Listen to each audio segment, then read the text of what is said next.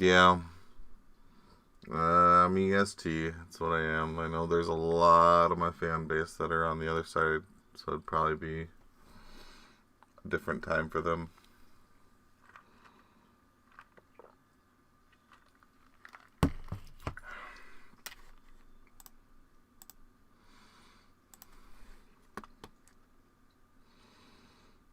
I've thought about building up my YouTube channel just because I like doing these kind of things. I like being able to touch base with my fans, but I don't know. I have a fan base that doesn't really go to these things. I see. I go to a lot of YouTube channels because I've always been interested in setting up YouTube and doing some kind of personality there.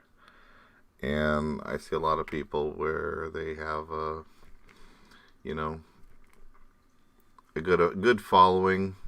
I go to their Patreon and I judge it basically by what my following looks like, what my supporter base looks like compared to their supporter base. And there is not a lot of support from YouTube. These people, I mean, if they want to call up, they could call up 100, 200 people per stream without a problem, but they won't get more than $600 on their Patreon. So I just have to wonder. I know they get money other places too. I'm not supported with anything else other than what you guys do to support me, where a lot of YouTube channels are supported by commercials. So they do get money that way. But it still it gets you thinking when it's like you get a few thousand followers, you got just kind of tons and tons of subscribers, and you do a stream and you'll have 20, 30 people show up, or more like 200, 300 people show up, and then but then when you ask for money, it's like nothing. I prefer the way it is than the way it could be. I do. It would be nice if I had a few hundred people pop up on a stream, but I'd prefer the big Patreon support over being there and being curious. I know a lot of people don't really give a crap about me as a author or me as a personality. They just want to read the books. So that is perfectly fine. Nothing wrong with that. I think we're up to 4 followers, maybe. It says 7 concurrent viewers, so I don't know if that means certain people get to be hidden or what's going on with that. It's fine. Might as well get going. I guess right off the bat, does anyone have any questions? My plan is mostly just to go through the books that I'm writing and just kind of give a brief where I'm at, what I'm planning with them, and if you have any questions while I'm going along, I'll be happy to answer them.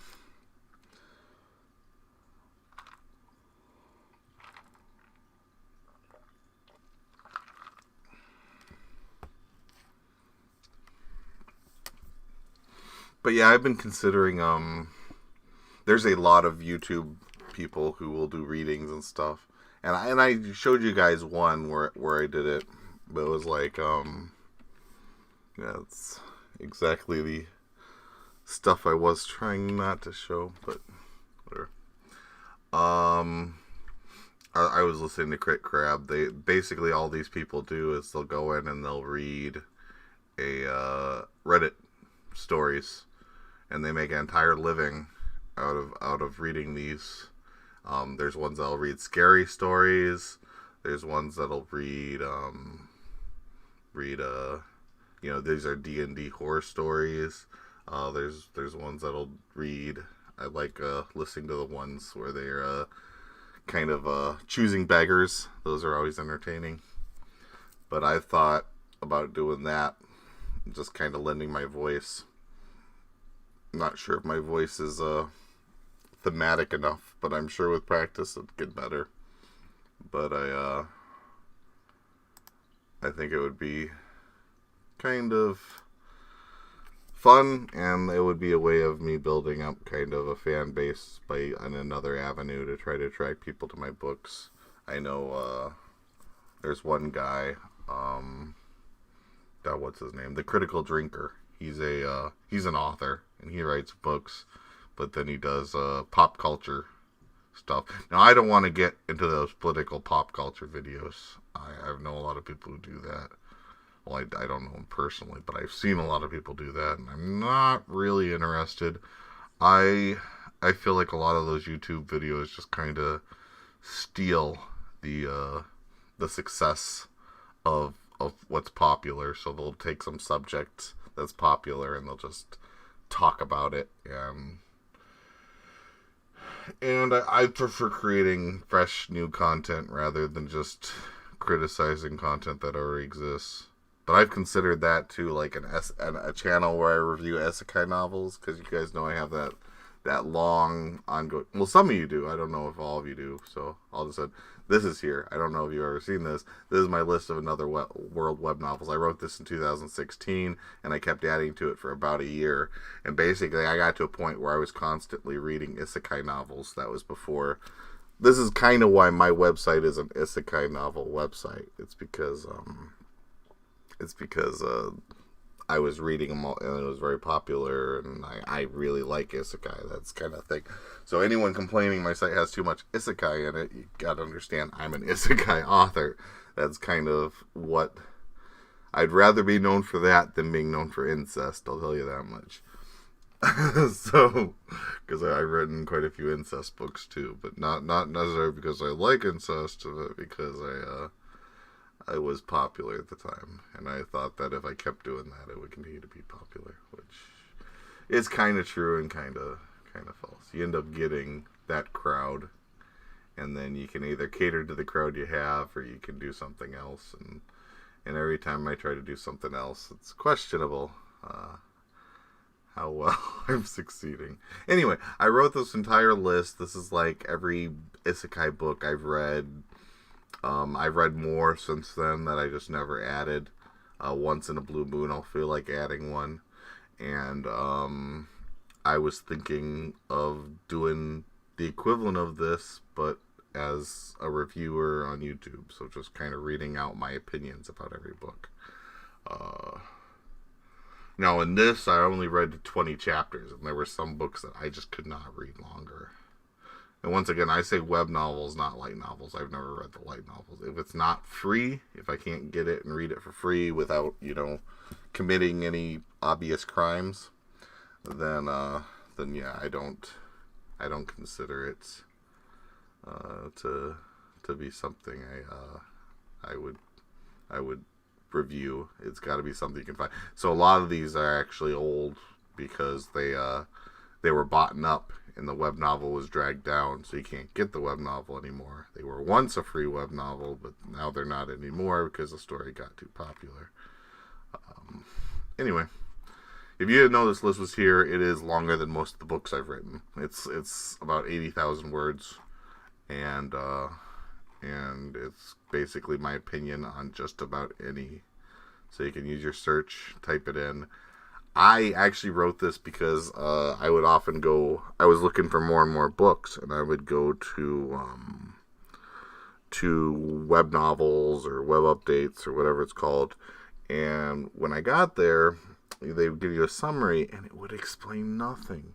And there were a lot of stories that I just didn't touch because the summary didn't explain what it was about, and it was virtually incoherent.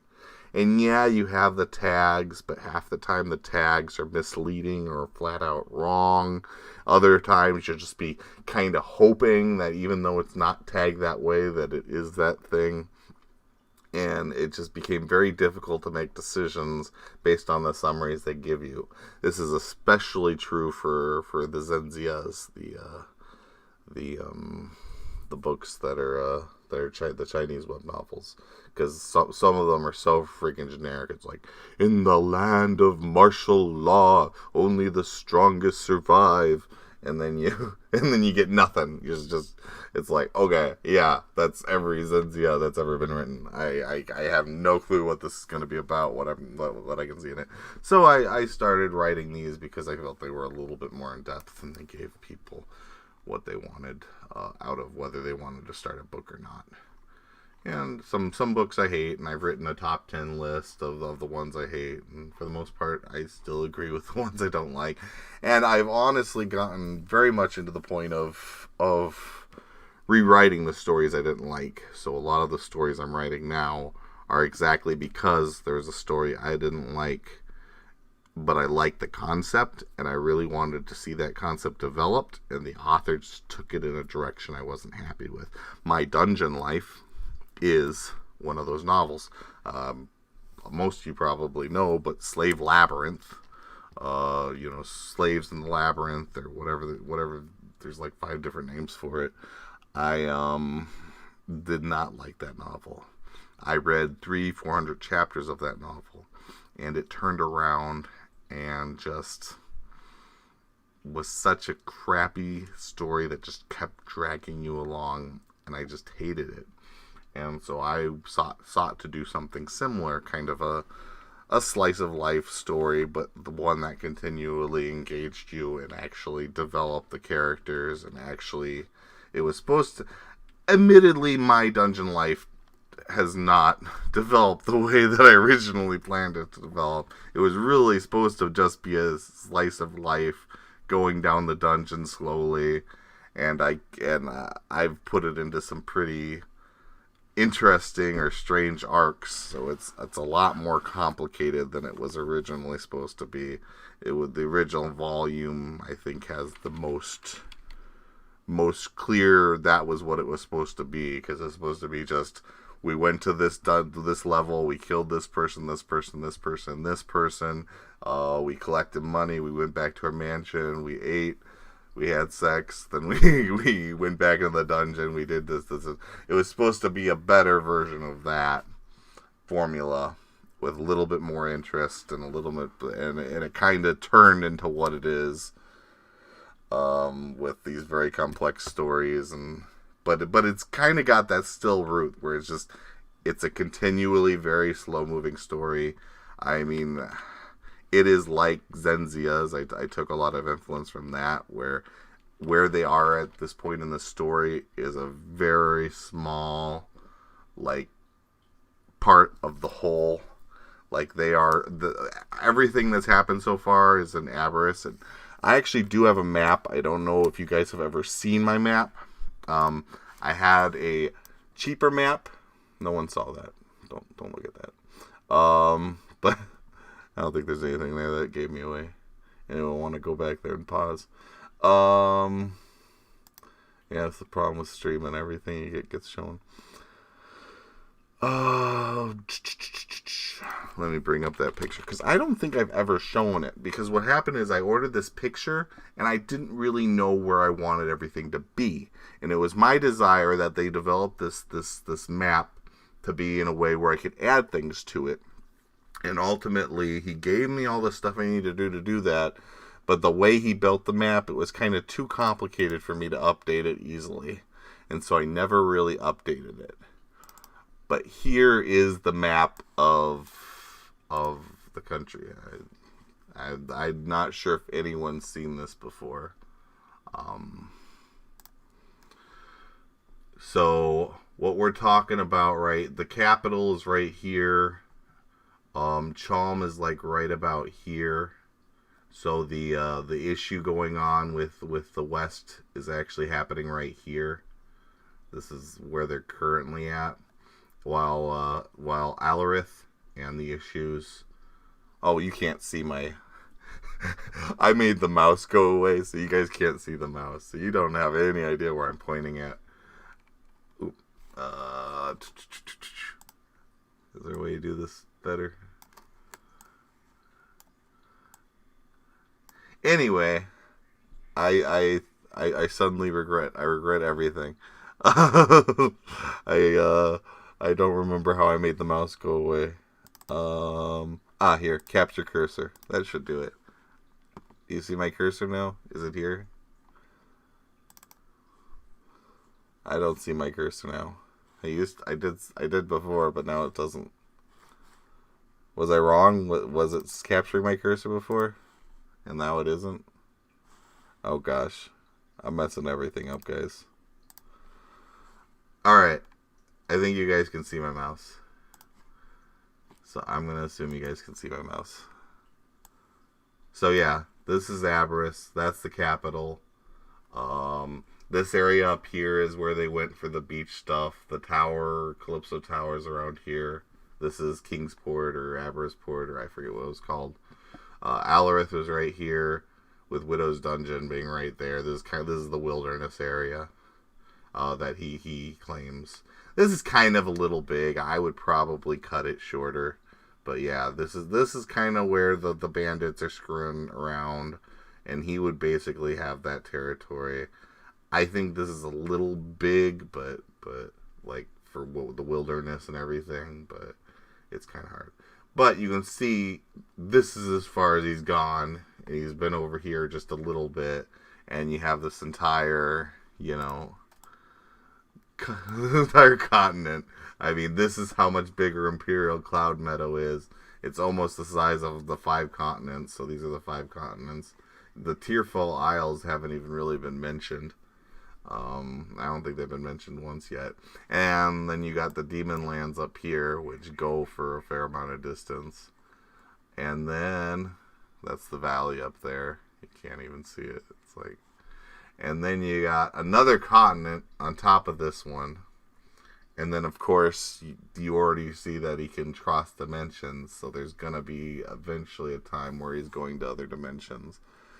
So that's what I'm looking at for that story. So what we got, how many chapters, but that is not even, a bleep in the grand scheme of things.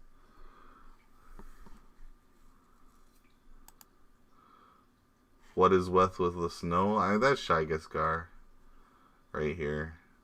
I didn't really care for snow at all, but the person who was drawing this, I guess he felt there had to be snow because it was the north.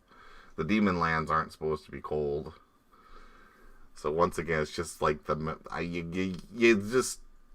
only so much I can explain on the map for the map guy to do. Ultimately, he wasn't an artist, and he just used a program to do this. He gave me a lot of trouble too. I would keep telling him to fix things, and then he would go around and just keep changing them incorrectly. And it is what it is. It's the best map I have at the moment. How far am I through MDL? I would not be surprised if I hit 3,000 chapters with it. So yeah, we're about not even a third of the way through. I'd say maybe not even a tenth of the way through, but that really depends on if it's still loved 3,000 chapters from now. I may eventually just tire of it and have to bring it to an end. But for the foreseeable future, as long as I'm making money, it'll continue, because it's got it'll be my version of God, what do you call it? That's One Piece. It'll be my version of One Piece. It'll just keep going and going. What am I going to do after MDL? I'm going to have other things going on constantly, so whatever's popular. Do I want to create another one like that, where it just runs on indefinitely for a very long time? I don't know. That's a good question. I've already considered creating other ones like it, where there's, short 1,000 word chapters in quick succession. Apocalypse kind of was that. It was 1,500 words, which is more or less the 3 chapters I do for MDL. And I do like Apocalypse, and I could see it being a fairly long-running story if we wanted it to be. But that depends on a lot of factors. Alright. Anyway, so yeah, you get to see the map. There's something you didn't get to see before. I'll make that go away. The reason I haven't put it up is because I don't have any labels on it. And putting labels on it would be kind of a chore. And I had a guy who was going to do it, and then he kind of just left. And so it didn't get done. and so I still have it there. It's not my favorite. Like I said, it's the guy just used a program to do it. It wasn't like he drew it himself, so it has no real impact to me, other than it's a nice resource. I would really like to get either a new map drawn up, or I'd like to put it back together and fix it and get it all labeled up.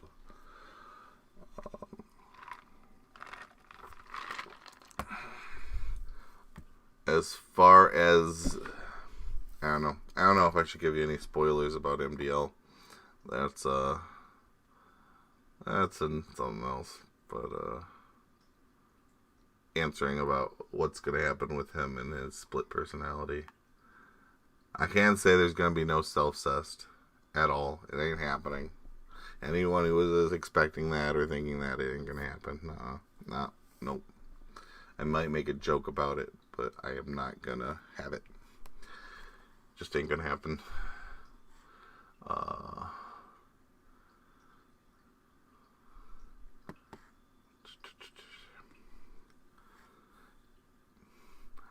I mean, I have spoilers. I know what's going to happen, but I don't know if I should be telling you guys those kind of spoilers, because then it's spoiled, and you're going to be like, yeah. And anyone who listens to this are not going to like that. No, he's not going to have sex with himself at all. There's not going to be any of that. That's a spoiler. I have a lot of stories planned. There's no shortage for Avarice. Or for my dungeon life. It's going to go on a while. I have, like, some of these events I'm talking about as spoilers are things you're not going to see until, like, volume 23 or 24. I mean, it's just going to be a really long time from now. And I'm saying 23 or 24, knowing that every time I plan out the future volumes, they end up taking 3 or 4 volumes longer than I originally planned. Because remember that the Mirror Labyrinth was supposed to be over in volume 6, and that ended up dragging on till volume 9. And then this bandit thing was supposed to be 1 volume, the handling the bandits, and that ended up stretching into 3 volumes. That's not going to be resolved for a while. The bandits will more or less be resolved this volume, and then it'll be next volume where Deke and recombines and is back to normal. He's not going to stay on Earth very long. This is just kind of a taste that Earth is there and it's going to be involved in the story. It's not going to be something where it'll be quite a few volumes before he returns. He'll have the ability, but he won't be doing it. Enslaved, that's a good one to talk about. So a lot of people are unclear about Enslaved. I wish I could be clearer about it. I know that some people, only just became fans this month, last month, 2 months ago. People who follow me from the beginning naturally get all the news and know what's going on with every book. And the people who don't, it's unreasonable. It's kind of unreasonable to even expect you to read one of my newsletters, but to read all of the newsletters I've ever written, just to be able to catch up with what's going on. I understand that that's not something people are going to do. Enslaved is on a rotating schedule with World of Women. There's a lot of complicated reasons this happened, but essentially, after finishing, there was a time I was writing WoW and Enslaved at the same time. It became too much, and so I stopped writing Enslaved after World of Women Volume 3, or Volume 2, and then I wrote World of Women Volume 3. Then I stopped writing World of Women and wrote Volume 2 of Enslaved, and right now I'm writing World of Women. So when World of Women is done, I will return back and Enslaved Volume 3 will happen. So right now I'm chapter 17. You can see most of the books are around 40 chapters. 42 chapters, 37 chapters. So you can guess that we're looking at another 20 chapters, 23 chapters for this volume. And once volume 4 is done, I will, man, I need to get a book cover for volume 4. That needs to happen at some point. Anyway, once volume 4 is done, then I will be returning and doing Enslaved volume 3. Since I'm talking about World of Women at the moment, I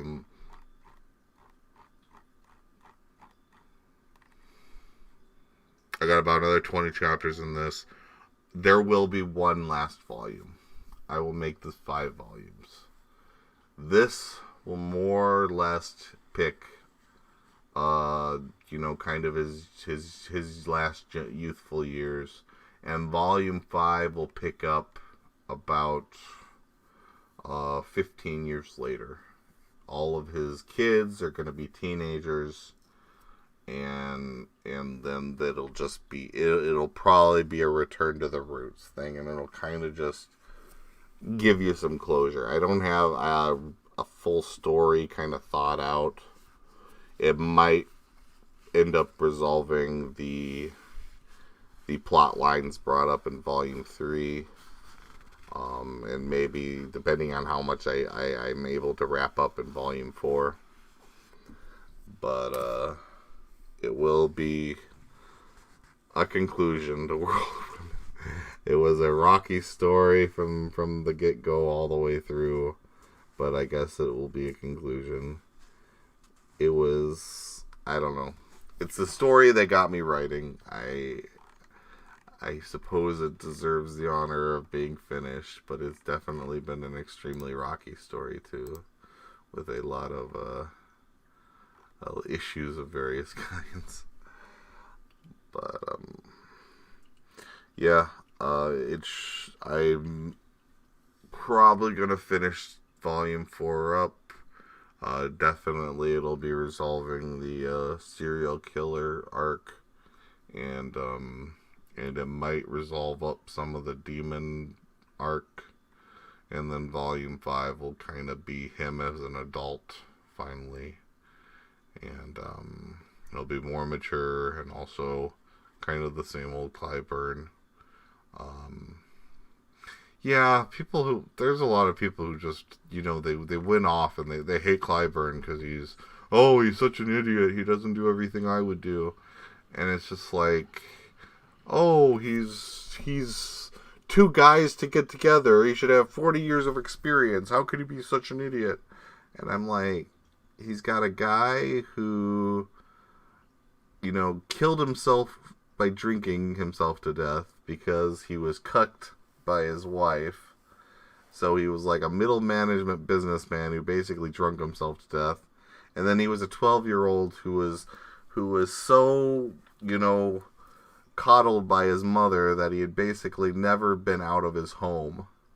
Those were the personalities that got combined, and people just were so bothered by how his actions. They were like saying they didn't make any sense, and I was just like, okay. You think the combination of those 2 personalities is going to be a suave guy who thinks of everything?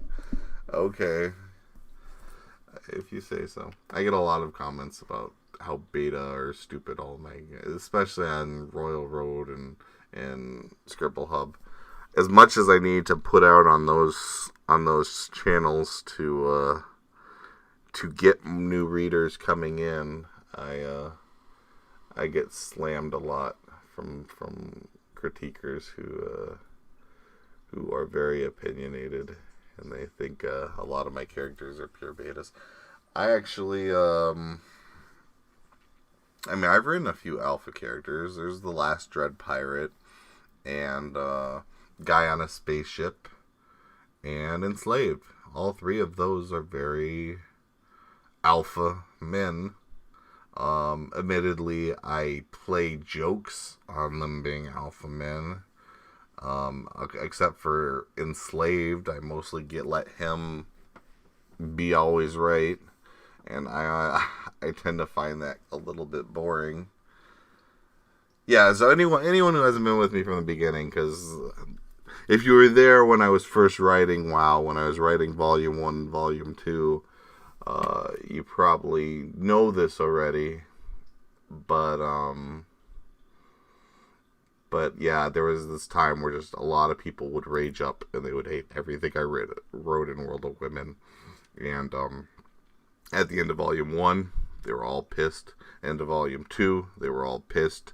Start of Volume 3, they were all pissed.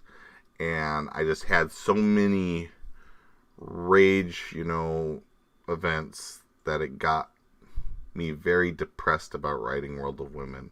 I felt like I was walking on eggshells, and I didn't like continuing it. So I get this interesting storyline. I thought, this would be really interesting to have Clyburn end up being in another man's shoes, and that was hated. And I thought the ending of Volume 2 was very climactic and very interesting, and there is a little bit of loss, but it's not that sad. I mean, it's just like, oh, it's so sad. 2 of the 15 women he has died. I mean, it's like, really, guys?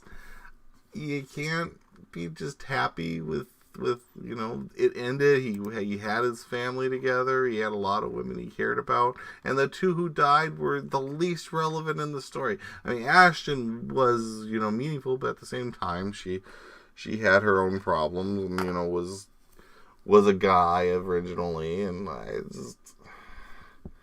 I don't know. I liked that storyline, and to have everyone shit on it, it got to the point where I stopped liking writing WoW, which is why I ended up doing the trade-offs between Enslaved and WoW, because neither story I like writing all that much. And I know some people will then go on, he's like, he doesn't like writing the story. That means it's not as good. And I write all kinds I mean, it's just like, I write the stories. I'm just, because I don't really like this doesn't mean I have some points of enjoyment. It's just, it's more of a struggle to get the words on paper, to get it done, to move on. If you notice, if there's a chapter I skip, it's usually WoW that week. 95% of the time, it's World of Women that I'm skipping here. When there's other stories I could skip and have less people pissed at me.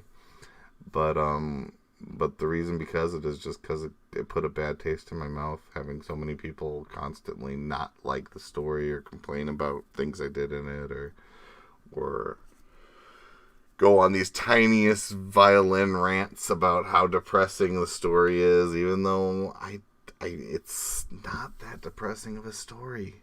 I mean, there are stories far more depressing, and I mean, his girls aren't being stolen away from him, although you'd think they were in Volume 3, Oh no, he slept with a girl who's notoriously horny, and she liked it when she didn't know it was him. Oh, he was cheated on. It's not right. It put such a bad taste in my mouth. As far as Enslaved goes, I never liked that story. So if anyone was thinking, oh, well, Slaved... No, that story I don't like writing.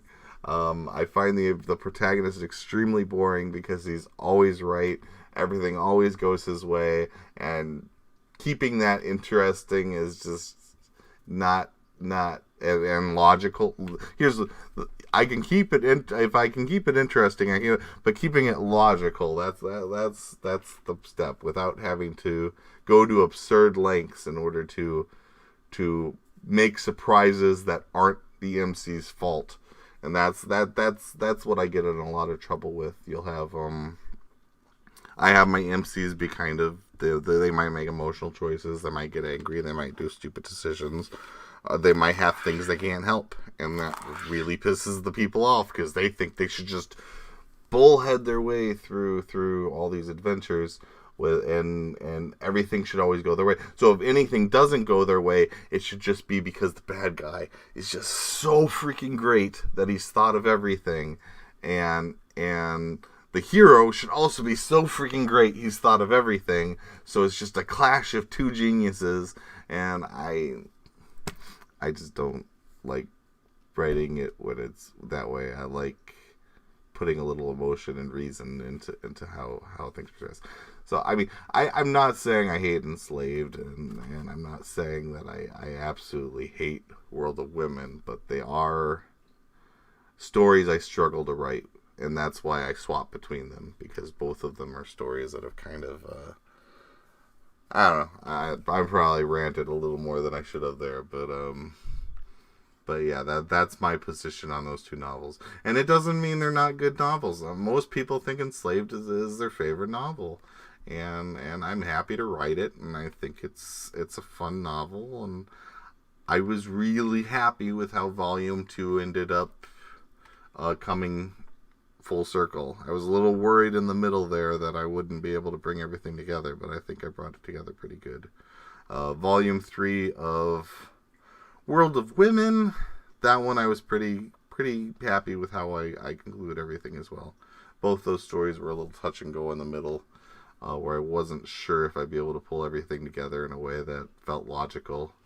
See, I mean, there are people who are perfectly okay with that, but I don't like, plot threads that went nowhere. I don't like things that happened that were just filler. So I try to make everything have some kind of logical reason. And some of you might, not agree. I've achieved that, and that's fine too, but I like to set things up and have so the two things I tend to not like when writing a story is no setup.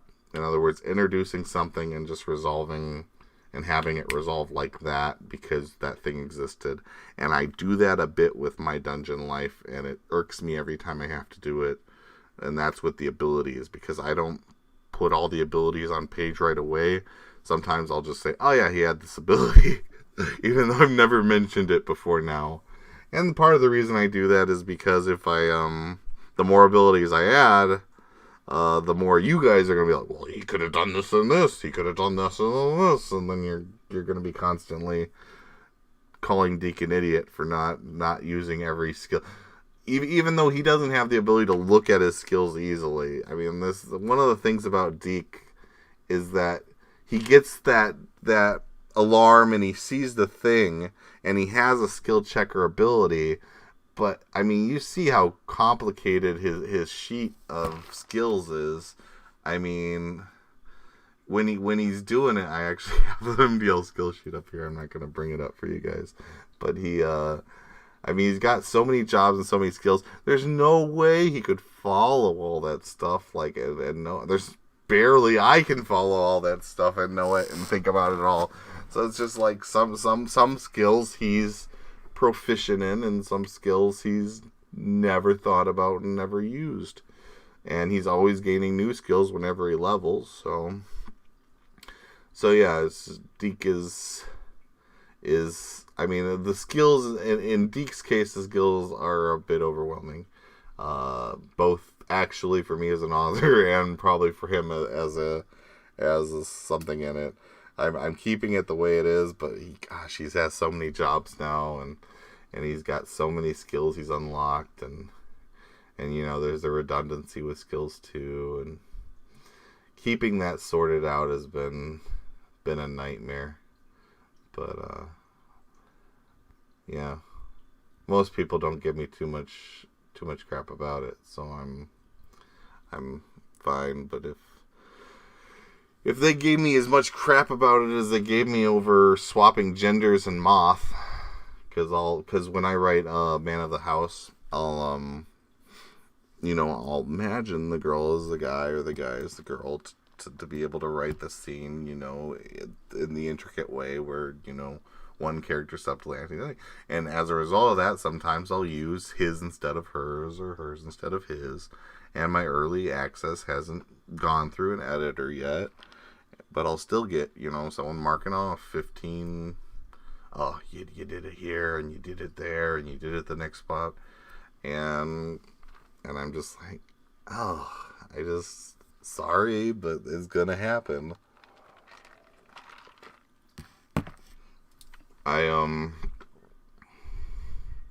I've mentioned a few times that I don't really like micro editing, and I know a lot of people will. At best, they're insulted. Like, a lot of people are insulted when I don't appreciate it or I react negatively to receiving it, and I guess I can say I'm sorry. It's just I don't like to see my works getting micro edited. I know you think you're helping, but for me, at my stage in my life, I mean, I can hire an editor, and Ryan Okama is my editor, and I don't pay him a lot, and he does a lot for me, and I could pay a better editor, I guess, but there's not much else I could do other than getting the best editor there is. Because of the nature of all of this, I mean, I'm just the other thing is, a lot of people, when they compare my novels to these other books, you gotta consider my novel is a web novel, and a lot of the time you're comparing them to light novels. So once again, I said I always deal in web novels because web novels are fundamentally different than light novels, and one of the big differences is, I feel like I'm jumping from subject to subject here. I had points and then I lost the points and moved on to the next subject. Anyway, what was I talking about again? Sorry. Let's answer some questions. All right. Have you ever thought about getting crossover? Because there was a small joke I made in World of Women where it is actually Power of Creation. So my first book was Power of Creation. World of Women came a little after. And basically, the creation story of how the world of women came into being was an event that occurred in Power of Creation, where the protagonist creates a giant penis and then has sex with an entire dimension, and then creates a wave of seed that washes over and wipes out the demons. And so this Power of Creation is pretty crazy. So that happened in there, and that's actually how WoW came to being. That was a joke, and not they were actually the same. But so many people took it so seriously that I don't see myself actually doing that. I don't see myself tying any of the stories together, because I do feel like some people take it a little too seriously. Nettori Isekai is only going to be about the protagonist games. Yes, PG-13 was asking if Nettori Isekai is only about the protagonist king is Ghoststone. I kind of described it in my Discord. I got such an underwhelming response from it. There were a few guys who were big into Netterari and were going, "Oh yeah, you gotta write this. You gotta write this. You gotta write it." And so I thought of a subject, and I was thinking of writing it after Hero's Vengeance was done, and that was NTR Isekai. Those guys have since disappeared, so I don't know if I want to continue. And so I wrote the first chapter. I got part of the second chapter written. I could keep putting it out, but it is pure Netterari. It's just the guy loses everybody. It's just the brutal, him having his girls stolen from him and watching them. It has a complete story. Like, I've already thought out how each girl falls, what's going to happen, how each chapter goes, and, the ultimate conclusion, how it's all going to end. I can kind of just flat out say it. I've already said it on Discord. So while this is a spoiler, I'm still not thinking I'm going to be finishing it. And I have a good feeling anyone who watches this probably doesn't even want to read it. So I guess, I don't know, spoilers. If you really wanted to read it, NTR Isekai, you can shut up now. But the way the story was going to go was after the thing with his sister at the end of that chapter, he kind of the next girl, the shy girl that he hasn't slept with yet, she ends up getting kind of seduced by the church, and she kind of becomes like a church zealot, and eventually she is convinced to give up her virginity in lieu of the church. Kind of your traditional sacrifice a virgin, kind of thing, but sexually. And then, and that would be chapter 2. And then chapter 3, it would be his childhood friend would be seduced away. She was joining a party of the capable, the capable fighters, because she's a good fighter. And, she would, after various dangerous situations that she was put in with her party, she fell in love with the male guy in the party, and leaves him to be with that guy. Chapter 3 or chapter 4 would be a new girl who would be probably introduced in chapter 2, who's like obsessed with him. Like she's like kind of been pseudo stalking him in the previous life. He ends up trying to get with her because, he's already lost his childhood friend and the girl he thought he was going to score with, and his girlfriend is being more and more distant because she's spending more and more time with the prince. So he kind of lowers himself to try to boost his self-confidence with her, and then she ends up getting with like an ugly otaku who ended up getting an ability that can like cause her, whatever, have great orgasms or something like that. It was going to be a guy with like an electric ability, but he has an ability to sexually satisfy her in ways no one else can. And then finally, the prince would manage to steal his girl away from him. And when he has a freak out about it and tries to basically get vengeance, the princess frames him for stealing something from the magic archives or something like that. And he gets kicked out of the castle. And basically, so he ends up walking away as all of his girls are canoodling with their new love while kind of glaring at him. So everyone hates him at this point and thinks and naturally they don't kick him out until he's finished doing the inventory for them. So his usefulness ended, so he's not allowed in the castle anymore. And then as he's walking away, he ends up having a moment where basically kind of a dark force says, "Do you want power?" or something like that. And then he says yes. So it's heavily implied that he becomes a demon lord. So right now this world doesn't have a demon lord, and it becomes more apparent that this is just an empire who is abusing slaves they summon from another world in order to continue to take over the world. So this NTR hero, this NTR Isekai guy, is going to become the demon lord ultimately that fights the empire and raises up demons or whatever. And that's how it ends. That's the end of the story. That's the big twist in the end, with that he's going to become the demon lord. It's heavily implied it will happen. So there you go. You don't have to read it if you didn't want to read it. If you didn't want to read a lot of NTR, a lot of Netterari, then you don't have to. Like I said, it was experimental. I just wanted to try something else out. A lot of people didn't like Please Help either. I wrote like 3 chapters of that, and then I stopped because people just didn't like something that dark. I occasionally like writing something that dark. I'm with you guys. I actually prefer happy endings, and I don't like reading things that are dark. But as a writer, I find more enjoyment out of writing things that can really be screwed up. Really, they're just more interesting. I don't know why. Alright, are you thinking about making another novel like MDL but different? Like more dark or without harem? Without harem, well, I'd put harem in everything. I've considered writing something that doesn't have harem in it. I know a lot of people don't like harems, and so that's one of my things. Isekai and harems are kind of the 2 big things that got me into web novel reading in the first place.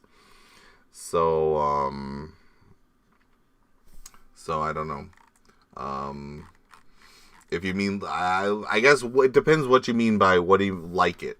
I mean, Enslaved is like MDL, if you want to be technical. It's a fantasy world with fantasy creatures and a bunch of girls. It's more serious, a little darker. The Tales series, Tales of a Seductress, Enchantress, and Demon Queen, that is also like MDL, except from a female point of view. And it also has all the stats and stuff. So that one's got stats So, Tales of Demon Queen is the last book. It is the conclusion. I've had the story. I know exactly what's going to happen for the end of the story. So it's just a matter of getting to the end. I had originally, when I designed Tales of an Enchantress, I had a lot more I planned to get into it, and I eventually got to like 60 chapters, and I got to 60 chapters, and I realized that there was a lot that I didn't have time to get to. And so I kind of rewrote the ending of Tales of Enchantress. You probably saw the preview I wrote between Tales of Seductress and Tales of Enchantress, and how it was nothing like what ultimately ended up in the book.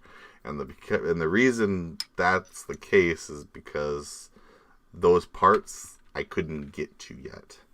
That'll actually end up happening more likely in the middle of Tales of a Demon Queen. It'll be like halfway through is when we're going to see that happen.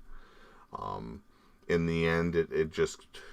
Tales of a Seductress was kind of the rise of the hero. Tales of the Enchantress was kind of her fall. And then Tales of the Demon Queen is going to be kind of the rise of, the Demon Queen. So that is how it's going to go. And like I said, I know the ending. I don't know if you guys are going to like the ending. I'm sure there's going to be a couple. Both Moth and Tales of a Demon Queen, I have a very clear ending, and I don't know if people are going to be happy with it, because it's one of those types of endings that tend to piss people off, and they're what I wanted to write, and they're what I'm gonna write, but I don't know, they might get pissed off about it. Will there be any pregnancy in Moth? No. Will there be any in Getting Lucky? Possibly. I don't really have any specific plans for Getting Lucky. It was just being written as something to give members that I don't give other public readers. It's really a story I'm just kind of going along as I go. It's already getting bloated with too many girls. I need to start pulling it back and just having him with the girls he already has. I've kind of been focusing on him and Connie the last chapter too, because I feel like we shouldn't add any more. What else? Most of what else I've read has to summary, so I want to... The only ending I would be mad at is if it was all a dream. About that... So, yeah, I'm not gonna spoil it, but you might be mad. I recall an NTR. It's not all a dream for either of the stories, but you still might be mad. It's in the same vein, which is why I said I don't know if people are gonna be angry or not.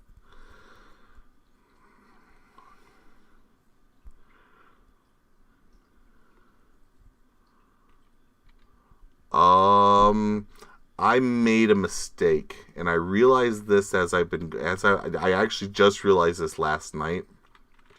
I had someone do volume 3 for me, redo it, and there were two big mistakes I made in volume 3 carried over to volume 5.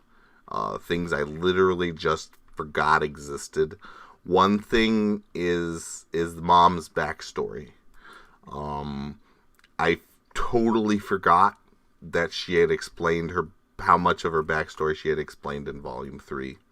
And then I had her do an almost identical scene in volume 5. And I've tried to rectify that the best I can. And so when I re-put out the ebooks for revision 2, I will be correcting that as best I can to try to rectify the two, because they're just off. I mean, they weren't like flat out just wrong, but they were off by enough. Like a lot of the things she said in volume 3, I just is not how I ended up going with the story in volume 5 when it was finally all revealed. Seductress is just depravity now.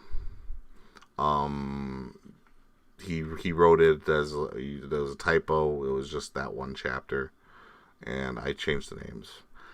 I have to tell you, I write bonus chapters for the sake of selling ebooks, but I really hate bonus chapters because they recall me having to put information, extraneous information, and I swear 90% of my continuity errors always come because of a bonus chapter.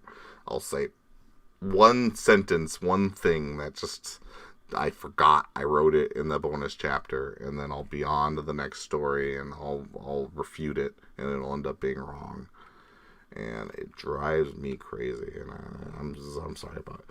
Yeah, NTR had these major, and I only kind of realized, like I said, I just was going through volume 3 last night so that I can put it on Amazon, and that's when I noticed those errors. Yeah, Goddess Seductress doesn't exist. It was supposed to be Goddess Depravity. He's the one who had what's his name under his thumb. I just forgot it was mentioned that was given a name, and it was specific. So there is no Seductress. And then like I said, I'm trying to rectify what she told Hakiro in volume 3 with what she told Hakiro when she was drunk in volume 5. Still, they're very similar scenes, like almost identical. One, she's drunk, and the other, she's just talking to him in the car after she saves him and he heard about Hellcat. And both of them are like I said, they're super similar. To the point where I almost just want to delete one of them, just delete the entire chapter and say, "Yep, I didn't write this." And then the volume 5 is what I'm treating as canon. Volume 3, I already did some edits in it. So if you go to there now on my website, it should already be corrected. It's chapter 16, I want to say, and then the bonus chapter. Those are the two. I think that they've already been corrected, but I only just did it last night. Here, let's look and see if I'm right about that. Volume 3, bonus chapter 3. I might not have corrected this one yet. I did it in the book. I don't know if I did it out here. Depravity. He's the one you should be worried about. His champion had mine under his thumb the entire time. So this is technically wrong because he has no champion, but I'm just going with Cuck didn't know that he didn't have a champion, that Depravity was just using himself. He actually was never really playing the game in the first place. We'll just go with Cuck didn't know that. Depravity's always been jealous over the hold he had over you. And he is not Depravity. He is talking about Harem, but at that moment in time, you don't know who Harem is. So, I already rewrote it. So, yeah, sorry. I know you guys like bonus chapters, but they do involve me putting a lot of information into them that I might change my mind on 2 volumes later when it actually is revealed to the main cast. And so I know a lot of continuity errors that I've had in the past have come from these bonus chapters. That's why a lot of them I try to distance as much as possible from the story, for MDL and stuff. What else we got?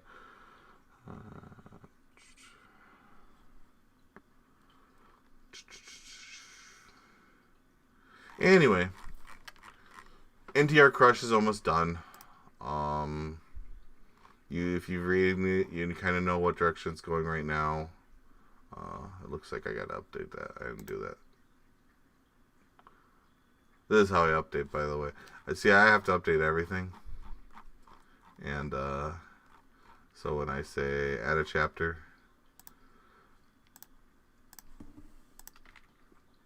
I have to do this 1 billion times a day.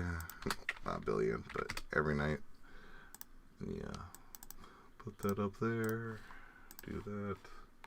Update. And you actually get to see me working on the spot. So this is how I changed it. I have to manually change the tier from $5 to $2. And if I slip up and end up not hitting that before I hit update, if I forget to hit update, if I hit update and it doesn't update, it doesn't happen. So everyone who complains to me that the things don't get updated, that's because that's how it's just, it kind of, does it happen, does it not happen? It's very easy to not happen, and a little frustrating too. I've had ones where I've sworn, just absolutely sworn that I did it, and I got nothing. I don't know. Definitely frustrating. But you can schedule to do the change, but you need to have the paid for Patreon membership, which I did. I paid for it. I was happy to use it, but for whatever reason, Patreon and their Patreon Prime or their Patreon Plus or whatever they call the darn thing are a different plugin. So it isn't just like you do the plugin and then it lets you have all access to all the other features. He actually fundamentally designed the plugin differently. And when he did that, he closed the hole that we were exploiting in order to be able to use the full frontal access. So you guys who use full frontal access are basically taking a back door through my Patreon and getting into it. And what he did is close the hole that allowed us to do that and screwed it up. So when I'm using Patreon Plus, my full frontal people can't access. And I have at least 300 patrons that use full frontal access, so it's kind of garbage that they can't. So that's the issue with that. There is an alternative that my programmer has offered me, and that alternative is we can, I didn't know we could do this before, but he says if I buy a good membership program, that he can set it up so that Patreon just sends the information to the program and that program handles it. So rather than me backdooring into Patreon and having Patreon do all my locking, my website would do the locking and it would just update the list from Patreon. So you become a member of Patreon, it would tell my website who's a member, and then my website would do all the locking. And naturally, it'd be a better membership program that I'm currently using. My current membership program is called Simple Membership, and it's Simple Membership. So all of you who have had trouble in the past, it randomly will it's not set up for little changes. Like if you want to move from $1 to $5 or $2 to $5, it doesn't do that easily. You usually have to cancel, wait a day, and then sign up to the other one. That's what I recommend people to do. And as far as prorating, forget it. You're not going to be prorated. A few people complain about that. Like for $1, they'll have a freak out. But most people are pretty cool about it. If I got a better membership plan, then everything would work better. So I'm planning on doing that. The membership program I want, the plugin I want, it's $500 for what is most popular on my site? That's actually an interesting question. I can actually look up that answer right now. You're saying it's the second most viewed. I don't know if that's true or not. Here's my views. This is my stats, which I'm not sure if it's gonna load. It is not loading. Lovely. Gotta love when your stats don't load.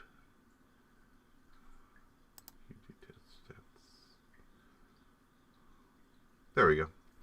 Anyway, I get anywhere from 8,000 to about 15,000 views a day. So that's my good views. I actually have much higher views back when I was doing Airfaretta. Anyway, most popular. Looks like NTR Crush has the most views right now.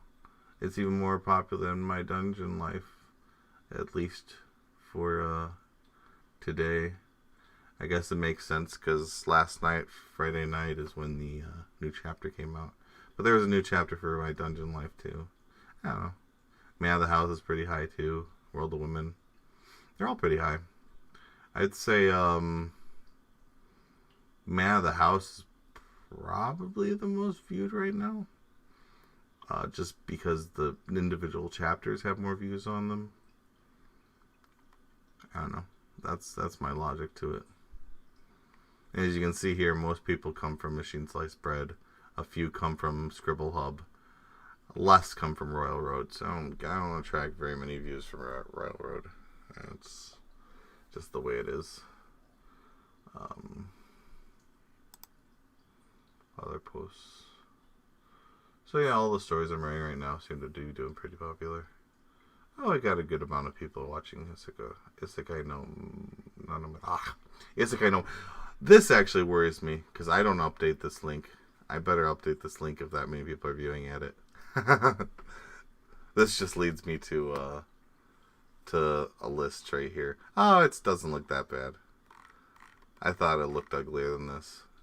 It looks okay. It's still not completely updated. I should update it. It's basically if you click here or here, you get the list. I thought it looked like this. This is what my original novels list looks like. It's from when I ported my site over. After it got shut down, I never fixed this, and I've been meaning to. I could really use just like an assistant who went around, fixing all this stuff for me.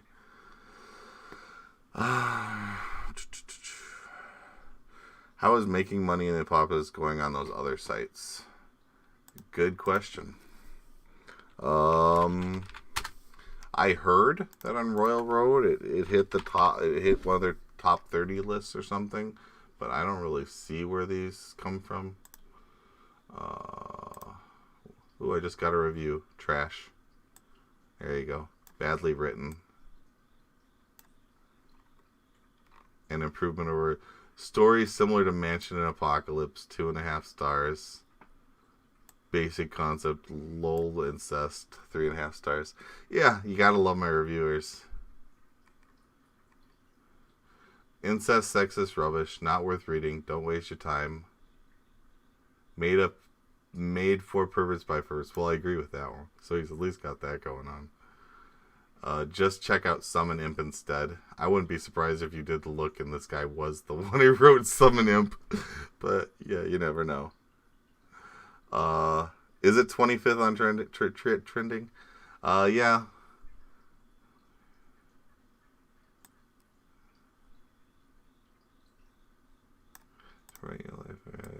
Basically, people who don't like incest. Like, the thing is, I would put an incest tag on it, but there's no like, I couldn't. There was no way to do it. Anyway, it's doing 4 stars, so it's not doing the worst. It could be doing worse. It's got 350 followers. Yeah, My Dungeon Life, as long as it's going, only has 1,000 followers. It's just not doing that great. I don't do good on Royal Road. Just people, I don't know, gave up on chapter 3. That's the funny thing you'll find with a lot of these reviews. The ones who always have the worst reviews, like these guys will always be like as far as the chapter is, and all the bad ones will be chapter 2. Well, he got to chapter 26. Chapter 1, chapter 1, trash. In other words, this guy never read this, never looked at it, just immediately decided to trash it. You can tell that right there. And then, MDL. Oop, that's not MDL. That's MDL. MDL is similarly trash. So if you thought that was going to alarm me and make me sad, I can just tell you that MDL doesn't do any better. It's Should I read it? 2.5 star. Could be decent. 3. The original is bad and the remake is worse. This is a terrible story. Chapter 1. Chapter 1. It's a 500-word chapter. He only made it to Chapter 1 before he decided. This is why you know these people never freaking read this. I mean, you just know. Bad. Reviewed at Chapter 4. Mind you, since I put 3 chapters at a time, that means it's by the second go, it's already a terrible story. So yeah, I got a few 5 stars. Most of them are from you guys. Every time I show people this, a few people who are my fans run over and give it a 5 star because they feel bad for me. But I'm used to it at that point. Anyone who says I can't take criticism, I mean I don't even respond to those people at this point. That's Scribble Hub ain't much better. If you were hoping that Scribble Hub had people, even though those people are more prone to liking sex, you're still gonna get people who just hate it and just want to slam it. So there you go. That's how good it's doing. I put a lot of things out on here. This is how my Dungeon Life 3 and 8 stars. It gets a lot of hate. 2 stars, 2 stars.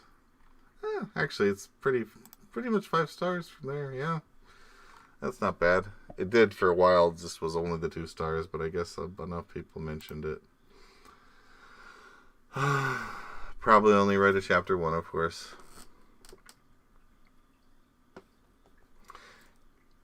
Yeah, my ratings are just trashed, and what happens is, and I know this for I'm fairly certain of this. I've been able even to prove it a little bit. Like at the time when I first started releasing this Lunatics guy here, he popped up and he started slamming my story every chapter. And you would take the bait and argue with him. And he sounds way better than the premise promised, and yet you're still going to give it a 2 star? I found out that Lunatics is the name he uses for a second account for his site, and we were able to track it down and prove it and everything. He was actually the one who was first. He was in first place on the main website when I started getting popular. So he was right here, and I knocked him off the list, and then suddenly he started slamming my chapter every volume, or every chapter he started writing a comment slamming my story, and then wrote a 2-star review. Yeah, I bet that was genuinely what he felt. He was trying to help me as an author, I'm sure. So what happens is there's a lot of these authors, and I'm using quotation marks, you can't see that, but they are very very childish, and they will go after anyone they feel threatened by. So meh. Now if you go by all-time popularity, I'm 7th on the list, even with my 3.8. I don't know why I garnered so much hate. Nothing else has that much hate, but there are people. I did a few experiments on Scribble Hub. So when I first started writing this, I decided to put the erotica behind a paywall, and that pissed people off to no high end. So I eventually gave it back to them, and I said, hey, if you can undo all these negative reviews that you gave to me and bring my score back up to a certain amount, then I will release the erotica. That pissed them off even more, because I was asking for something. I was asking you to undo the thing you already did in order to give you the thing you want. So then I just gave it to them, like, fine, whatever, you guys can have the erotica. And a little later on, I just got pissed at some of the things, because this was around the time Lunatics was slamming it, and I was just like, look, I'm not going to release this. No, what happened was I found somebody was making PDFs off of my Dungeon Life and giving them away. And that pissed me off. And because I make money off my ebooks, and that's one of the, considering I give this stuff away for free, me being able to sell it as a b-book is one of the main ways I was able to make money off of it. And that pissed me off. So I stopped giving the book away for public. I made it that the reason there is so many chapters behind a paywall, it was originally a free public story, but after they started making PDFs off of it and distributing it, I stopped releasing chapters for a while, for a couple volumes. Basically, I said I would start once I had as many ebooks out as I had chapters. So I was like up to chapter or volume 3 at that point. So once I had all 3 volumes out, I was going to start releasing it. And that's what I did. Except I only give them 1 a day instead of 3 a day. They complained about 3 a day. They didn't like it. They whined and they moaned, and they wanted it so that when you had they want longer chapter. It's like, oh, don't do 3 a day. You gotta do a longer. Like, I didn't write this to be a longer chapter. I wrote these to be little short 600-word chapters. I can write 3 of them a day because they're so short. But this story was always designed to have these kind of short micro chapters. It's to give this story kind of this feeling of a frantic, pacing and being able to cover a subject per chapter, so everything's kind of a bite of information. And it's just how I develop that story. When I pick stories, how long the chapters are is one of the things I decide on. Apocalypse, the chapters are 1,500 words. I mean, it's just what I write. It's how I write that story. It's how I decided to write that story. Moth, they're 2,000. WoW, they're 4,000. Although lately I've been on the lower side. I've struggled to get to, after so much writing these smaller chapters, I'm having a hard time getting to 4,000 words. It used to be a lot easier. So WoW is usually like 3,500 words or something like that these days. But that's just how I write the stories. It's how I develop them. It's how I consider them in my mind, and that's ultimately what I put out. But some people just hate my Dungeon Life because the chapters are short. They hate it because it wasn't erotica, or because it was erotica, or because blah, blah, blah, blah, blah, blah, blah. I don't know.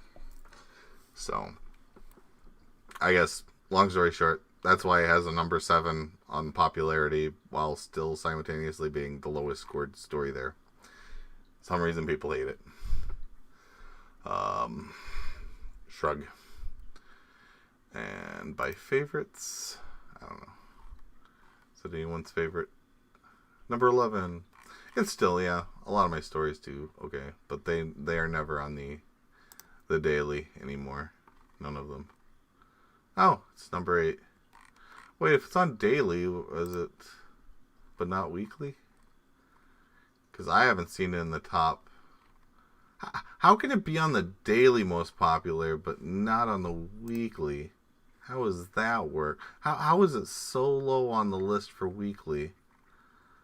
I almost wonder if they deliberately pulled it off in order to make room for newer stories. Like, they didn't want the same stories on forever, and so they did something to the algorithm that forced mine off the list.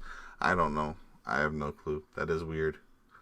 Because the weekly, I'm nowhere. I mean, if I was the top 8 for daily, how am I...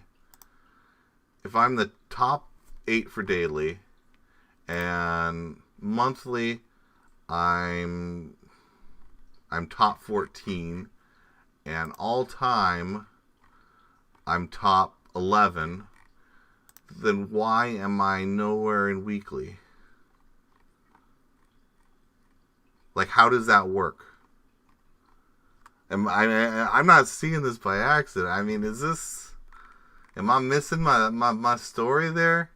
I mean, how can I be top for monthly, all-time, and daily, but weekly, i.e. the one they put on the homepage, this is their weeklies, This is their what they put here trending is the same as weekly. I think. Yeah, the popular weekly. Maybe no. Maybe it's trending something different. I just still. Where am I in weeklies? That is very weird.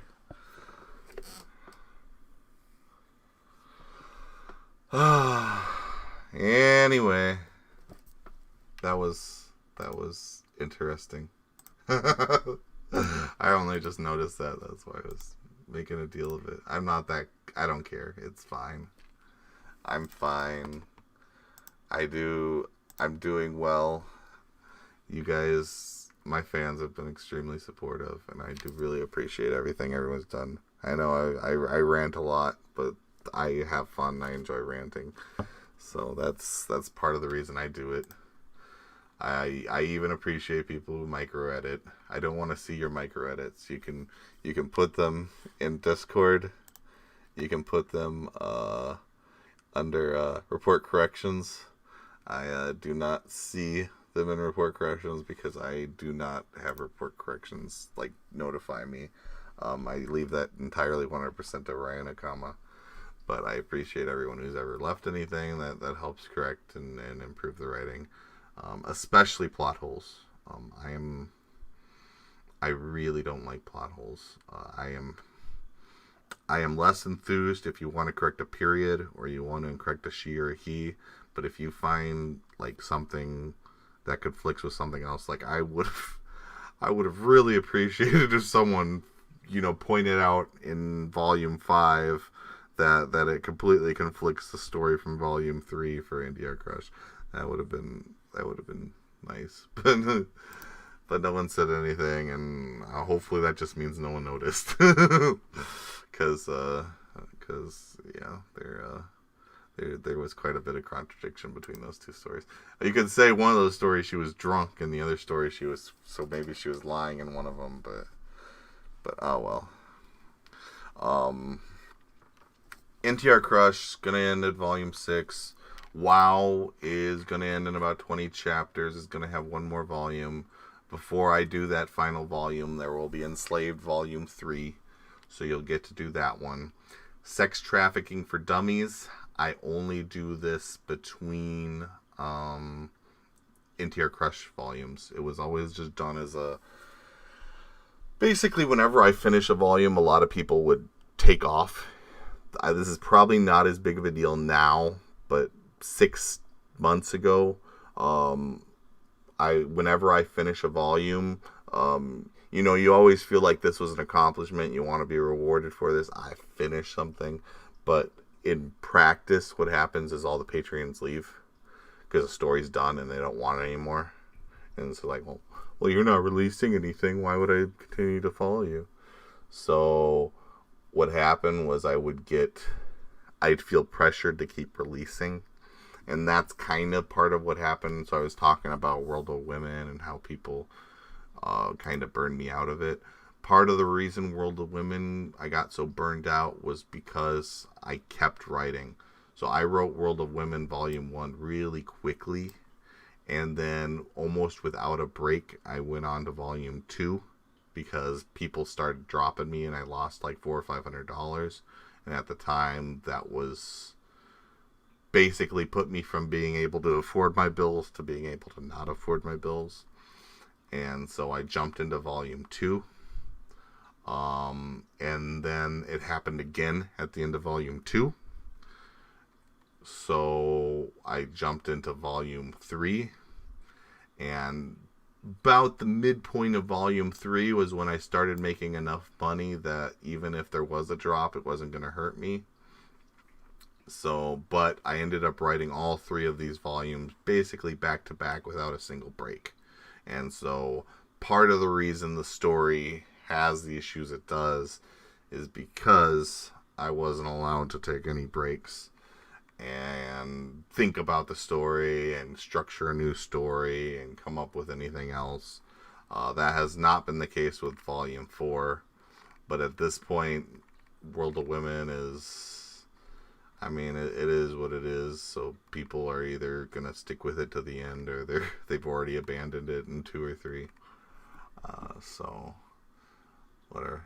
Done is done. I mean, I liked how Volume 3 ended. I think I brought everything together. I thought it was a very good ending. So while I say things like I don't like writing it and it's weird, I'm not saying, flat out that this was a bad book and I wrote it poorly and you should think of it that way. I think I did my best. I think there are choices I might have made differently. That was one of the things I was saying earlier that I got sidetracked on. With web novels, you're writing back to back, and you just keep writing.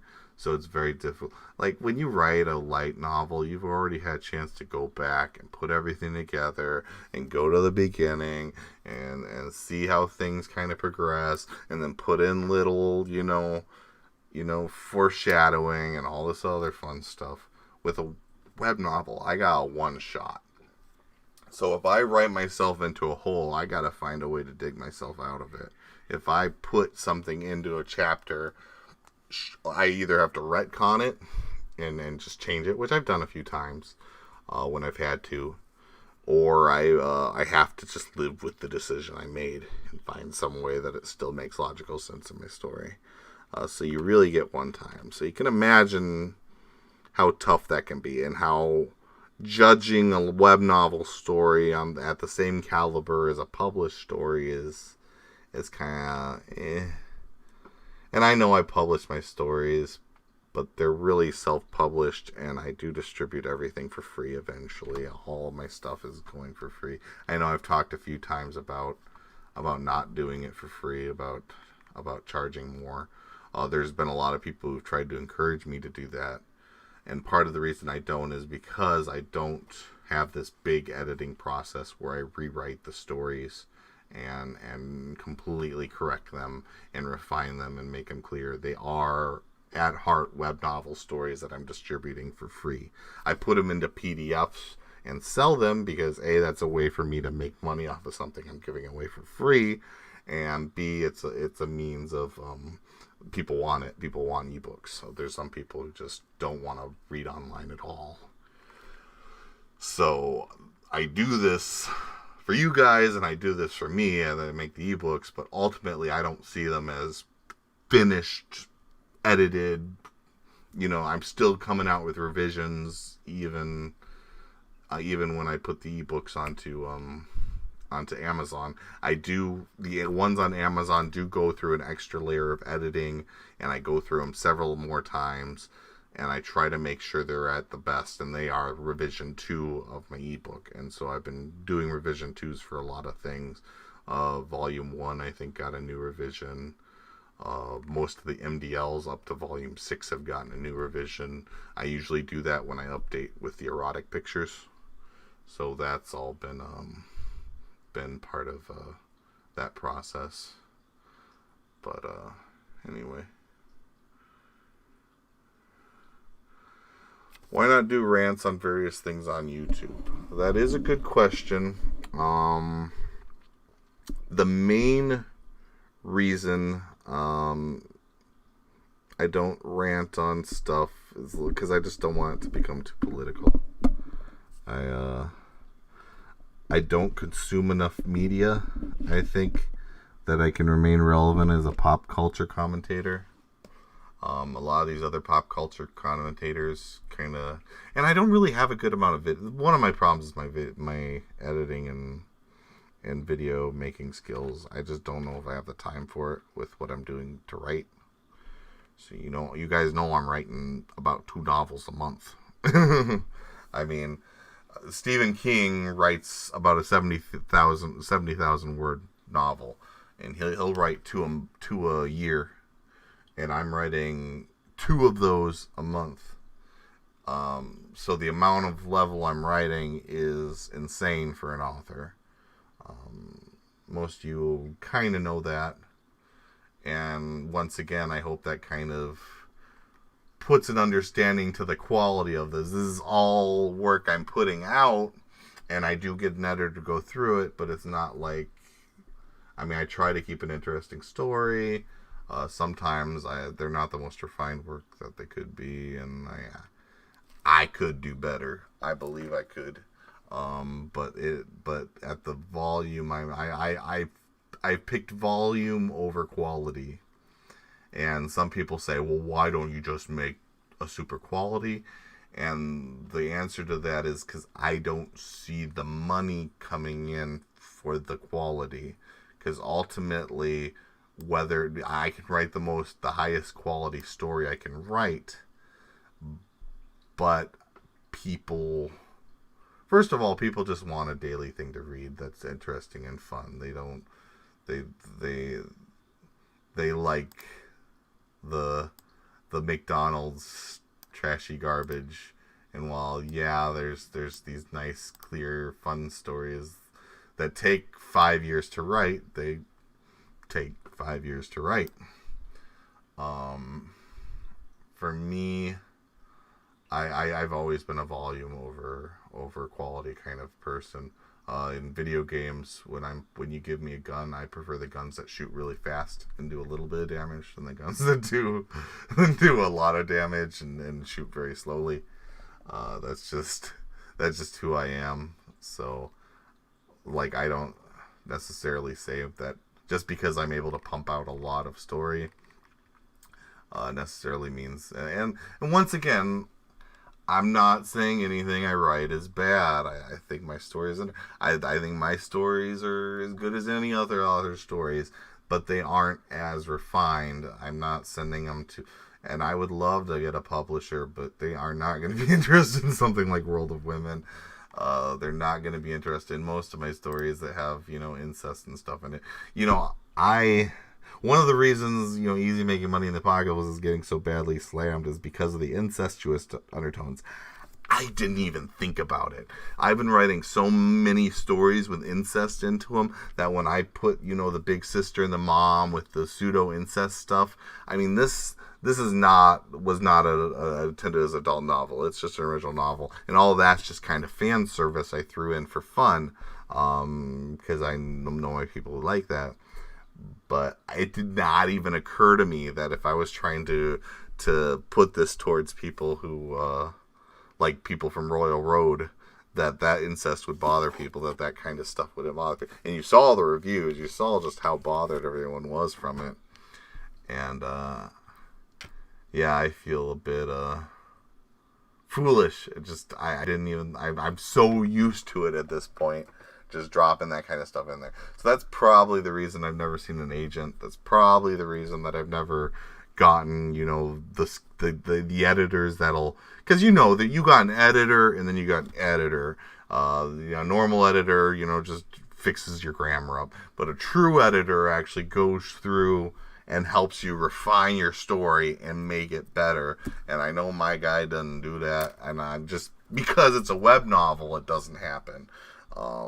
And I don't want the novel I'm putting out publicly to differ that much from the novels I'm selling you, because you guys just want to buy the ebook and you want to read it offline. You don't want a completely different story. I mean, when you get a web novel that's translated on the internet versus an LN, those are two different beasts. A lot of the times they've been completely refined and redone and all this other stuff. But that does not happen. That does not happen in my stories, and I don't think you guys would even want that to happen. Because I could completely write volume 1 of World of Women and change all the things people hate about it and refine it. In fact, right now I'm doing, and you guys, most of you probably know this, but there is a comic book out for World of Women, which I'm selling in my store. This one. This is issue 5 going through, and it is basically volume 1, but I've actually been cutting it down and refining it and cutting out a lot of the extraneous crap. And it's gonna only be about 10 issues for all of World of Women volume 1, the entire novel. That 180,000 word novel. I can pull that off in 10 issues. It might end up being 11 or 12 issues, but that's half done already. and I'm gonna cut out things like there's not gonna be Nada or Varys, the maids, and that whole rape thing. That was all cut out. I kind of shortened a lot of the stuff. So basically, the issue he's writing right now is going to end with Rose showing up, the aunt, and the next issue is going to be leading up to the reveal that Morgan's pregnant and stuff like that. So all that is in a comic that's going to be a lot more refined than this, because they're a different beast. But I guess the point I'm trying to make is I wouldn't rewrite World of Women, as a different story and then try to sell as the ebook, because you'd probably want to read it how I originally wrote it. So, I don't know. That was the point I was trying to make.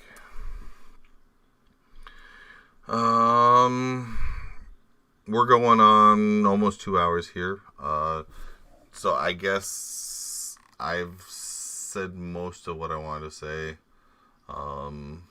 Just to repeat myself, or bar repeating myself, World of Women will be done Volume 5. My Dungeon Life, forever. Power of Creation, I started re-releasing that with changing the U to I, so it was in first person, because a lot of people hated it, and that's been releasing on Scribble Hub. I stopped because I reached a point where the story changes were sufficient that I basically need to rewrite a bunch of chapters, and I just haven't had the time and haven't had the ability. So I've been putting off Power of Creation. NTR Crush will end this volume. Man of House, I've decided that is going to end. It's just going to be one book. It'll be about 80 to 100 chapters. I can't tell you how many until it gets there. Enslaved will start up once again once World of Women is done. Sex Trafficking, it will start up after NTR Crush, but ultimately I have to decide if I want to start a new novel or what. So one of the big things that's going to happen in December with my next big survey is I'm going to be asking questions like what stories you want to pick up. I have 3 devil stories that I've written. People are saying, oh, you've started so many stories. Technically, all 3 of those are the same story. So, Hellbound, maybe less Hellbound, but there's a couple of other stories I put out. Like I put out a story recently that had a devil character, and I have another story. Do I have it in here? No, I don't. Anyway, I had Friend Zone, and then I wrote another story, and then I wrote a third story, and all of those stories are basically the same story, just different versions of it. Give me 1 second. I'm going to be right back.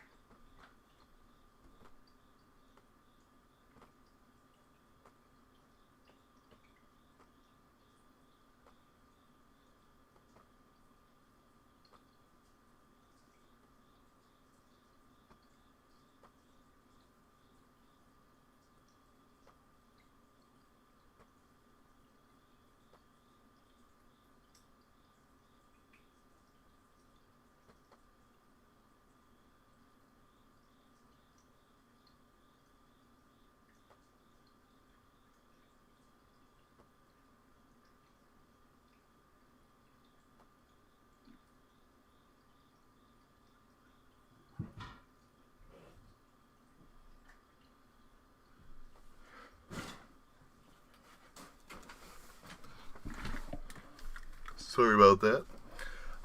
Anyway,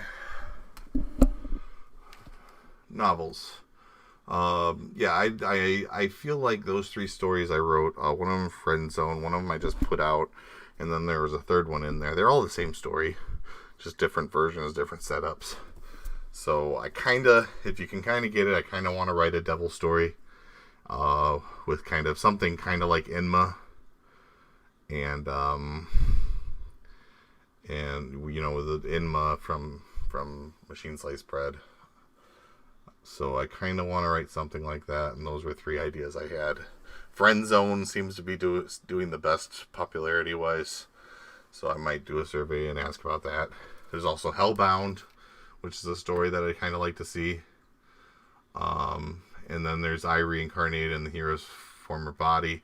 I did a second chapter of that to see if people, once it went on a little more, were more interested in that.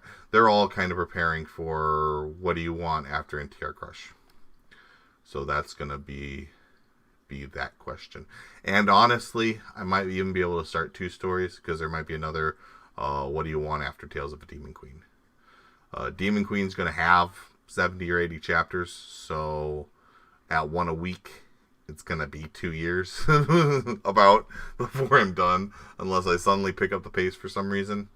So this ain't going to be done anytime soon. But Moth should be done early next year, and I wouldn't be surprised if NTR Crush is close to being done at the end of this year, so around December. So I'll be looking to replace Moth, and I will be looking to replace NTR Crush with a new story. And you guys got to help me decide what story you want me to do. Getting Lucky will just continue on. My Dungeon Life will just continue on. WoW and Enslaved will keep going back and forth until they're done. Enslaved will probably be similar to NTR Crush. It'll have 5 to 6 volumes. And WoW will have 5 volumes.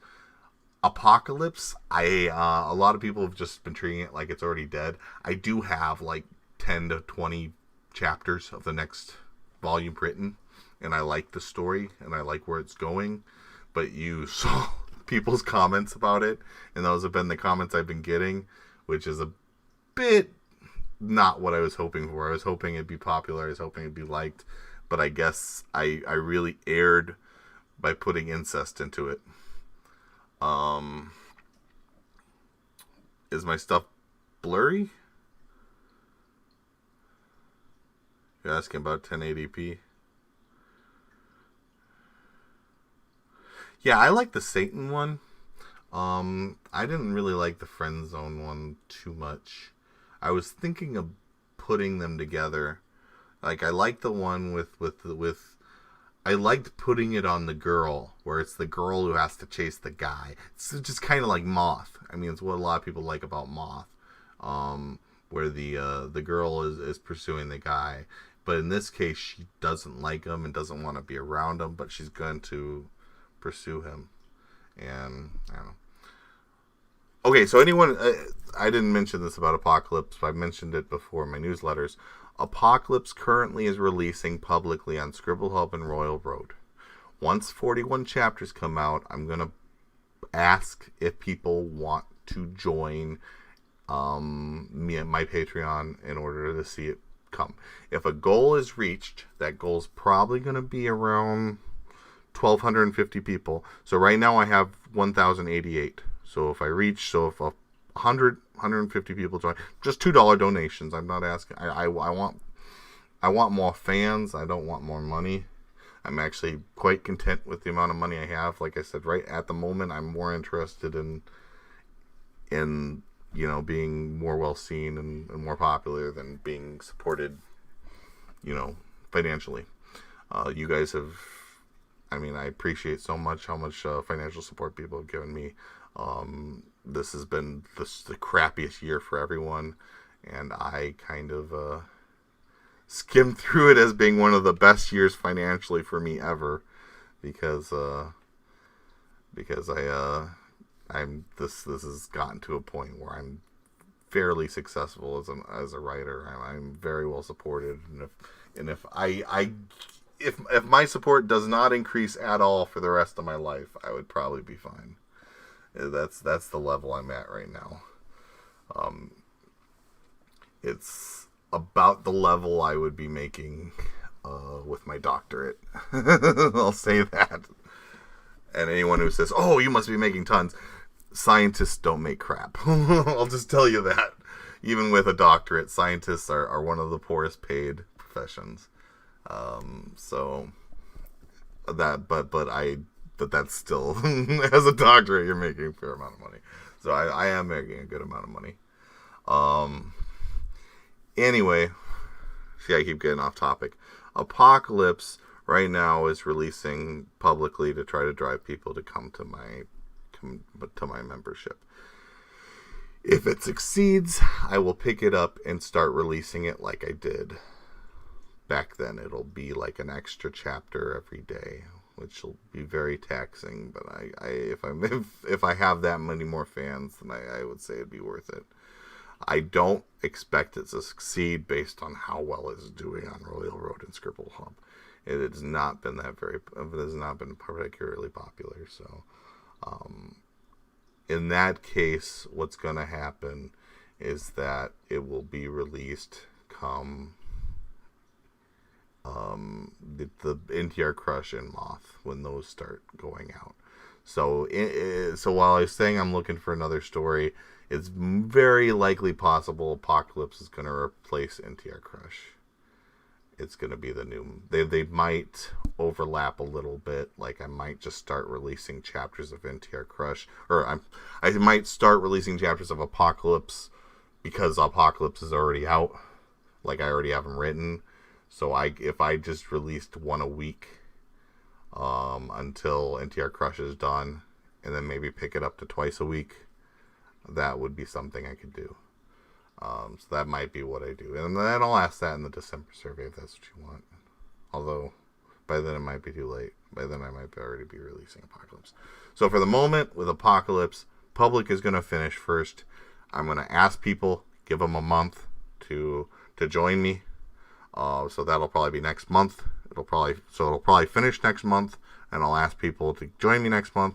And then on the 11th, November, I will probably start releasing It's Not Easy Making Money in the Apocalypse once a week until NTR Crush is done. And then I will either pick it up to twice a week, or I will pick something else up if that's what people would prefer.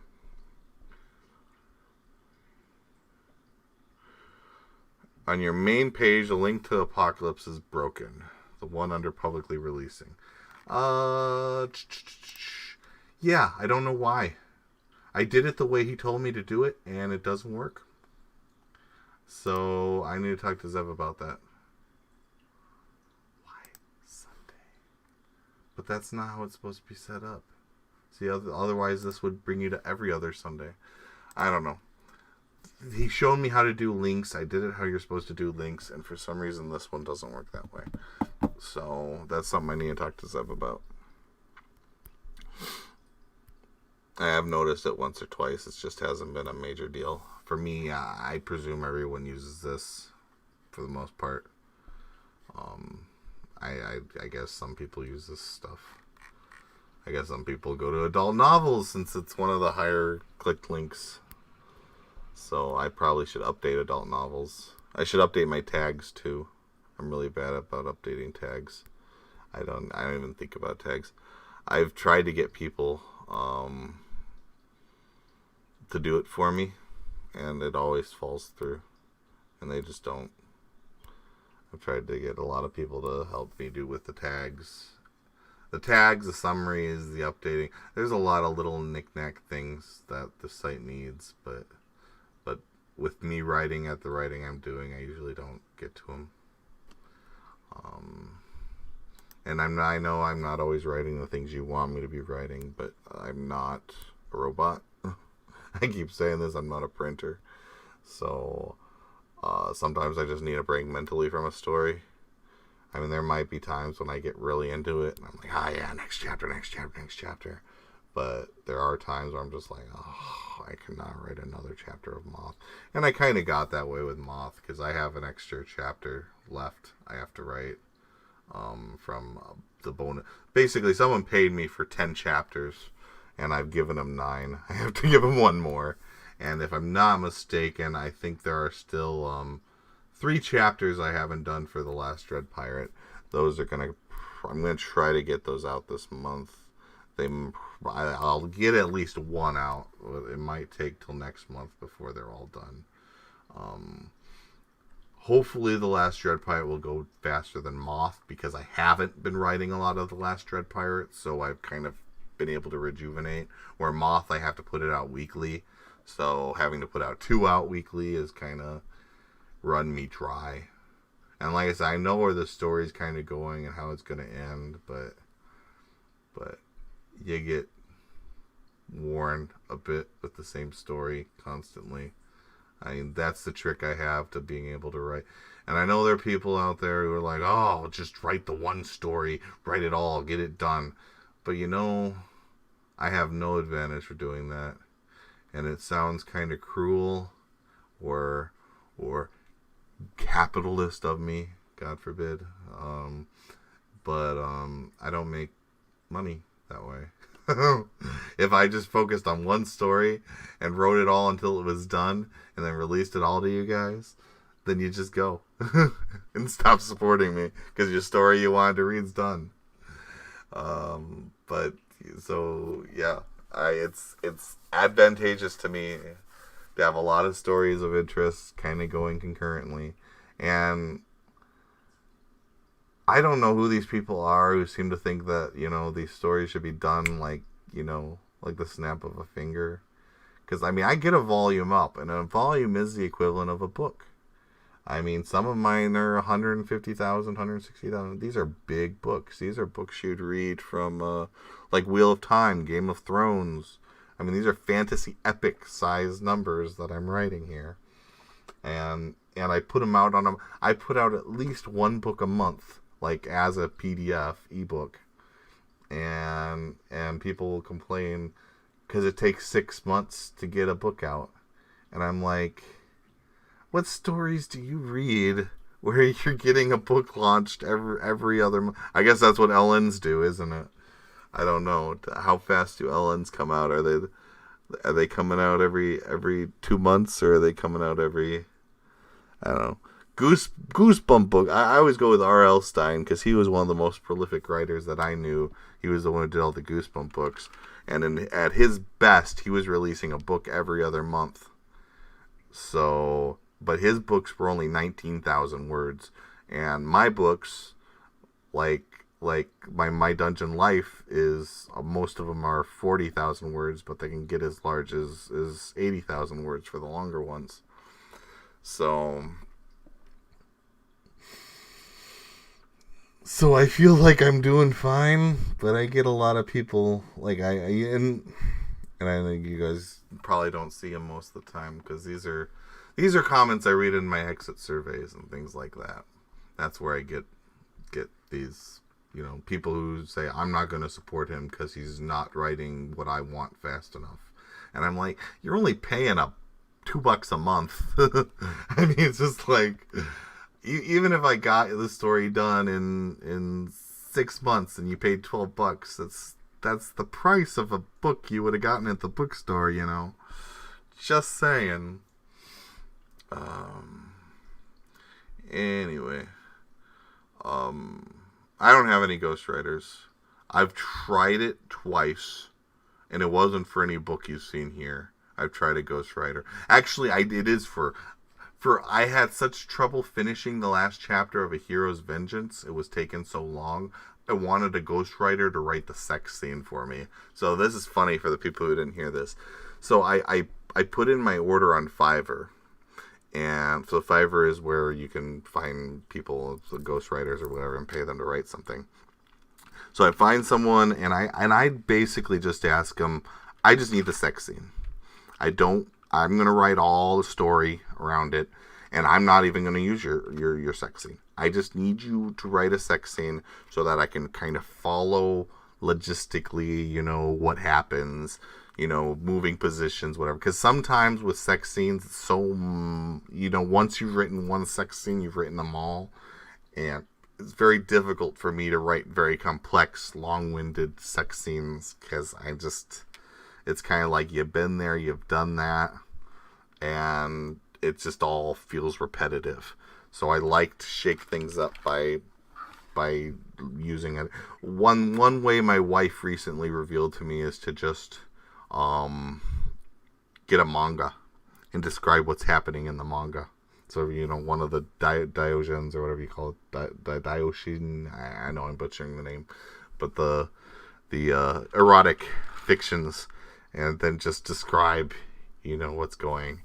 And that kind of works, but 9 out of 10 times I can't even find the scene I want to describe. It's like if I'm looking for missionary, all I can find is doggy. If I'm looking for a blowjob, all I find is whatever deep throat. Anyway, so I have trouble with erotic scenes because they're mind numbing. They're not creatively satisfying, I should say. So I'll go on and I was tried to find a ghostwriter, and I tried this twice. And the second time, the guy sends me back, this work, and I'm like, this is nothing like I described, just like nothing, just like complete. And so I very sincerely, this is what I want, and I'm basically describing a hero's vengeance. And I'm like, I want a protagonist named this, doing this, blah blah blah blah blah blah blah blah blah. And what they end up sending me is my story. They sent me the first 3 chapters of A Hero's Vengeance. Flat out. As their work that they wrote for me. So, yeah. I did some looking and some digging on the first story they sent me, and I was actually able to find the woman on Literotica who had written that. So this guy made a living out of, basically, you asked for a story, he tried to find one with the tags you wanted, and then he'd rip it off of Literotica and then give it to you as his written work. And most of the ghostwriters on that site do that. So, no, he didn't know he was plagiarizing me. Obviously, why would he send me the thing I paid for by sending me my own work?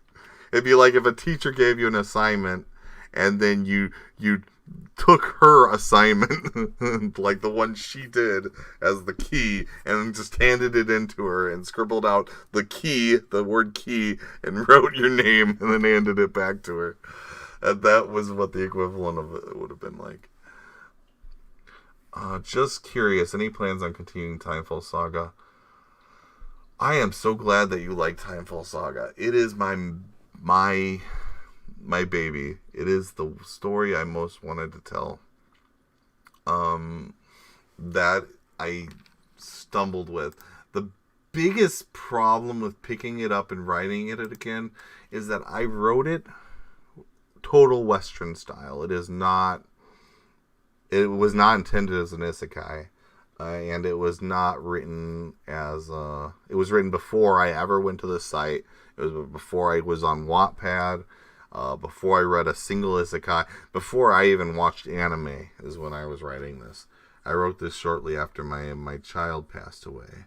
It was it was about 8 years ago when I said I could either get more into my writing and try to become a writer, or I can try to get my doctorate. And in the end, I spent 7 years trying to get my doctorate and somehow ended up a writer. Go figure. But I'm not sure if I could write in the same, it's been so long since I wrote that I've adapted a lot of the writing abilities or the writing of the Eastern novels, and I've had some people criticize me and say, "Oh, he's just not good at Western writing," or it's very deliberate that I word my stuff and make it sound like an Eastern novel, like a light novel. I'm not doing that because I'm inexperienced and I'm making it what I'm used to reading. I'm actually much more used to reading Western novels, or I used to be, but for the last 4 years I've kind of thrown myself into isekai and Chinese web novels and things like that, and I've adopted that voice. So going back to Timefall Saga, I'd have to regain my kind of Western writing. I mean, if that makes sense, I would have to relearn how to do that. So that's, I mean, it's a barrier that I worry about, because Meridine and the characters in that, she's not, they're not gonna be those, oh, she blushes and goes pervert or anything like that. There's not gonna be, you know, scenes of a lot of the even just the things they say, like idiot or things like that. I mean, those wouldn't exist in this. Not, it's just that was not the way the novel was written. It was written with a very Western. It was written a lot like Wheel of Time. I mean, that's actually what I wrote when I wrote this novel. That was what I had in mind. I wanted a science fiction version of Wheel of Time, and so all those chapters have been written back then, and I'm just not sure if I could write. I would love to, but I put out, 43 chapters, and no one on my site looked at them. They, even to this day, if you look down at I guess you can't, but I might have one or two comments on each chapter, but the smiley blades, or what, smiley blade, the emoticons, I think would have you'd only see like 5 or 6 people have read it. It's just it sucks that it didn't. If everyone had been reading it and it was popular while I was releasing it, my last chapter came out in November of 2019. If it was popular, people would have been looking at it, then I would have kept writing it.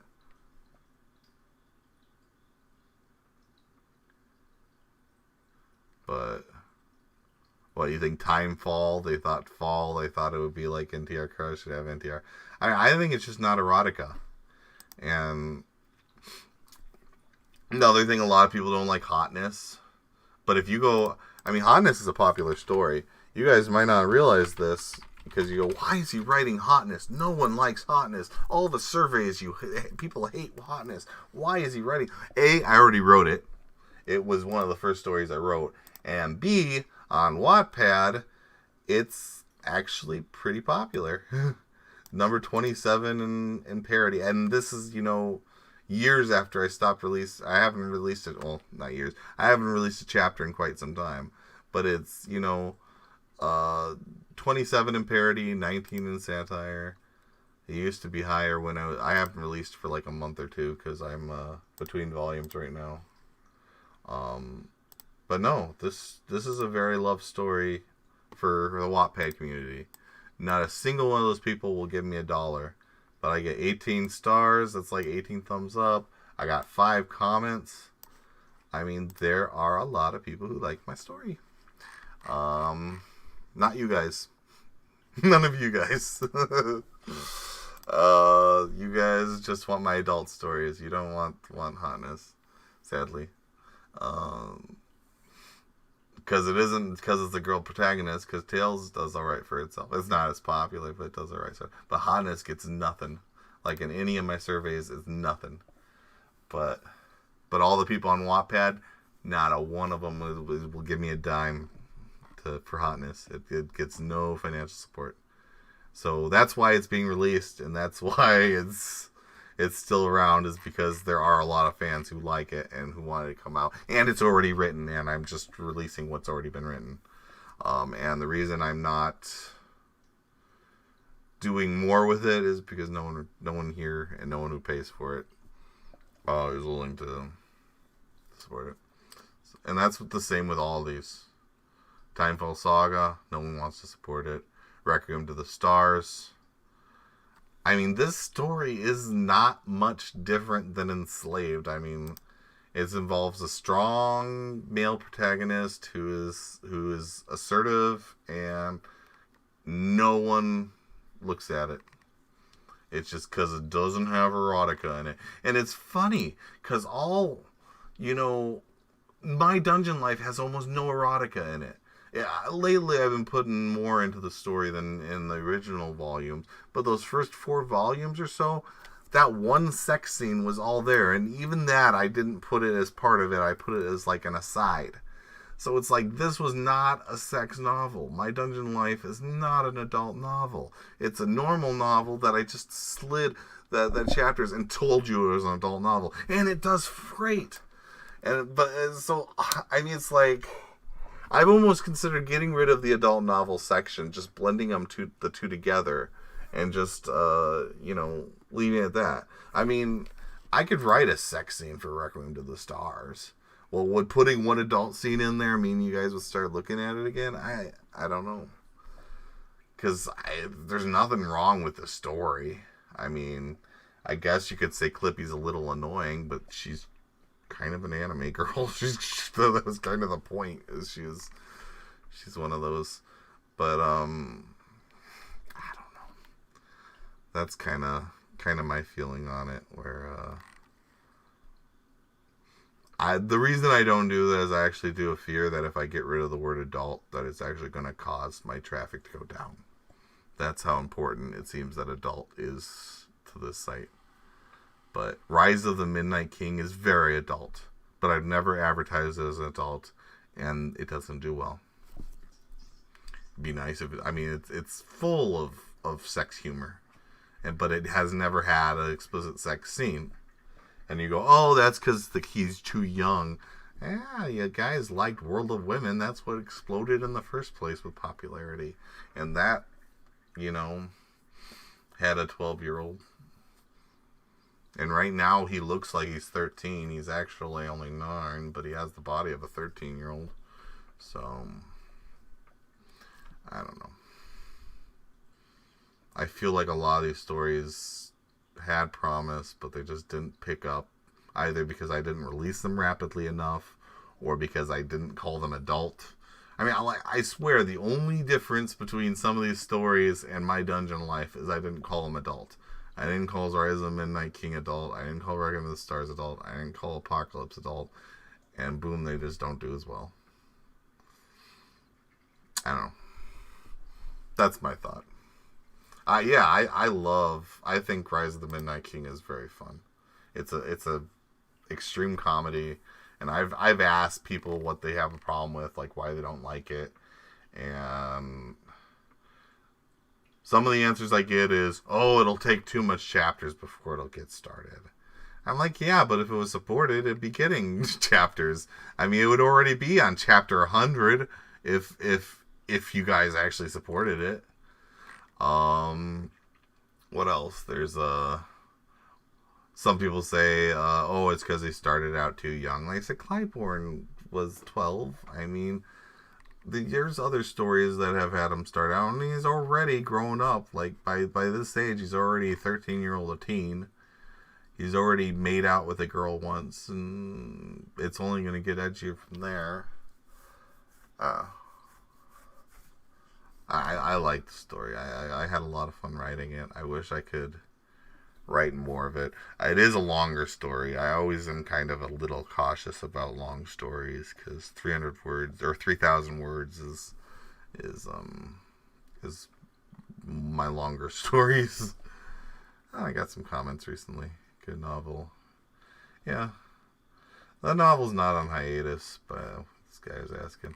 It's not on hiatus, it's just not releasing very quickly. I release it about once a month because of my rotations. I agree. Basically, I did my last survey rotations came from. There we go. So these 3 stories right here are releasing once a month. Roughly once a month. They also fight with My Dungeon Life for an extra bonus chapter, because some people just wanted more My Dungeon Life. So, the last Dread Pirate, you'll see one a month. I have 3 extra chapters I gotta write. Hopefully I get it right soon. And then I have Rise of the Midnight King, Requiem to the Stars, and Guys. You usually get one a month. So they are releasing. They're just releasing very slowly. And they're not picking up. And I don't know how many chapters I need to get before people are like, oh yeah, this is worth doing more. I just don't think it will. The Last Dread Pite's another one. I had a lot of fun writing that. I got a little taxed from writing that too much. basically the last guy who ordered chapters from me ordered them without informing me, so I had 10 chapters suddenly out of the blue that I wasn't expecting, and I ended up basically getting backed up. And then that was around the time when yeah, well, with the kids right now, that's a big issue. I should mention that too. I know my releases. I know I was promising I was going to have these 9 o'clock releases, and I just haven't been able to obtain it. With the kids at home, with me having to school them, I'm having to go out there and be with my daughter and run her through all of her classes and make sure she does all of her homework. And so I'm spending most of the day doing that. And not to mention I have to prepare 3 meals a day for them while my wife sleeps. And then she leaves at 3 o'clock. And so I usually don't get to my computer to work until late. And lately my daughter has been wanting to watch Avatar. I got her into Avatar: The Last Airbender. And so she constantly wants to watch Avatar with me. And I didn't want to lose the opportunity to spend time with my daughter while I can. So my kids have been consuming the vast majority of my day, and unless they go back to school or school's out, or I don't have to constantly manage a classroom schedule, I don't foresee my schedule becoming better. I've been releasing just about everything. I know I've missed 2 chapters this month. God forbid I missed 2 chapters this month out of how many consecutive releases? 17 days. At least 2 chapters a day, or 2 posts a day. So out of 36 releases, I've missed 2. God forbid. But I will get towed out this weekend, by the way. I know Tales of a Demon Queen. I've been writing it, but this chapter is a bit messy, and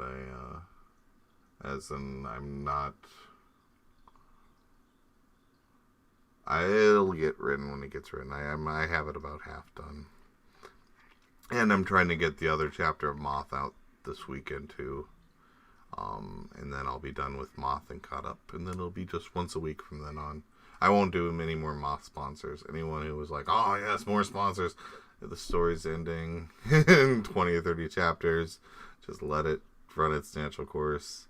I don't want any more sponsors from that chapter. It's already enough. As far as what I do, I am offering for sponsors. Program to the Stars, no one ever takes it up. Rise of the Night King, I'm happy to do more chapters if someone fills a sponsor. Last Dread Pirate, I'm probably gonna open up these guys once I'm caught up, but I prefer it be 1 chapter at a time. I don't. Some people just think if they throw money at me, I can just pop it out, and eventually, like I took the money, and I feel a little bad, especially with the Last Dread Pirate, because that was almost 2 months ago that he gave me that money, and I still haven't finished those chapters. But then again, people were throwing chapters at me and not giving me a warning, or not even, like, they would give me 60 and expect me to do 2 chapters instead of 1. And I'm like, well, I'm saying I need 1 a week. One is what I can handle, and yeah. Anyway, some people wanted the sponsors, so I'm doing the sponsors. There was a point where the money was very helpful and I needed the money, but I'm actually past that point now, where I can live without sponsorships. Because I started selling my books on Amazon, and that has been pretty profitable. So I'm pretty good right now. The best way anyone could help me for free would be to review my books on Amazon. If you wanted to go there and write reviews, I don't know if they get accepted or if they get deleted if you write them. swear I've sent people to write a review and then never see their review ever show up. I don't know.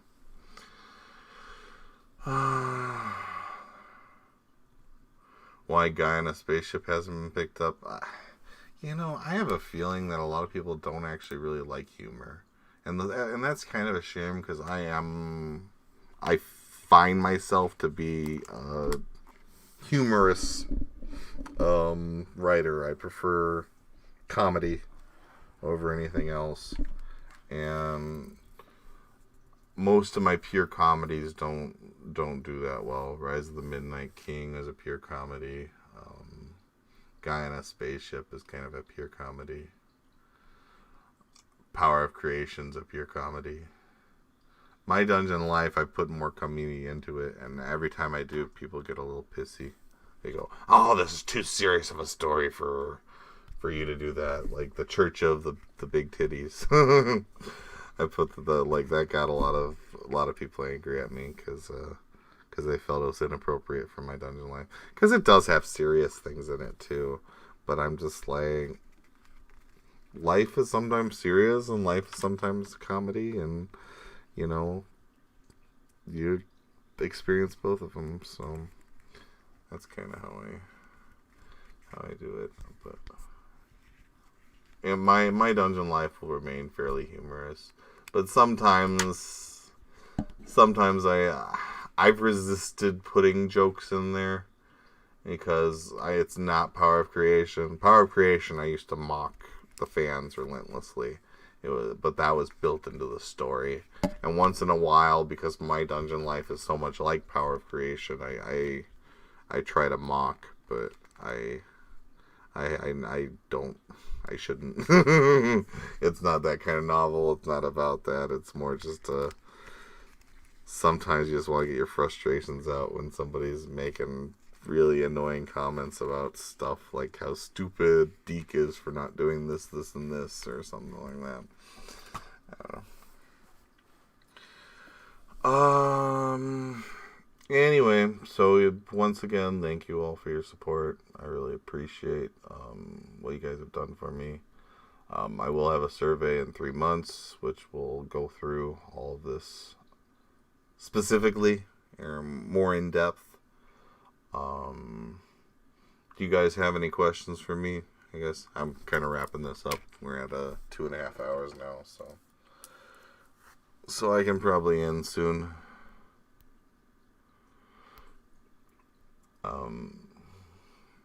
While you're writing any letters, I'll just say anything else. Thank you guys for everything.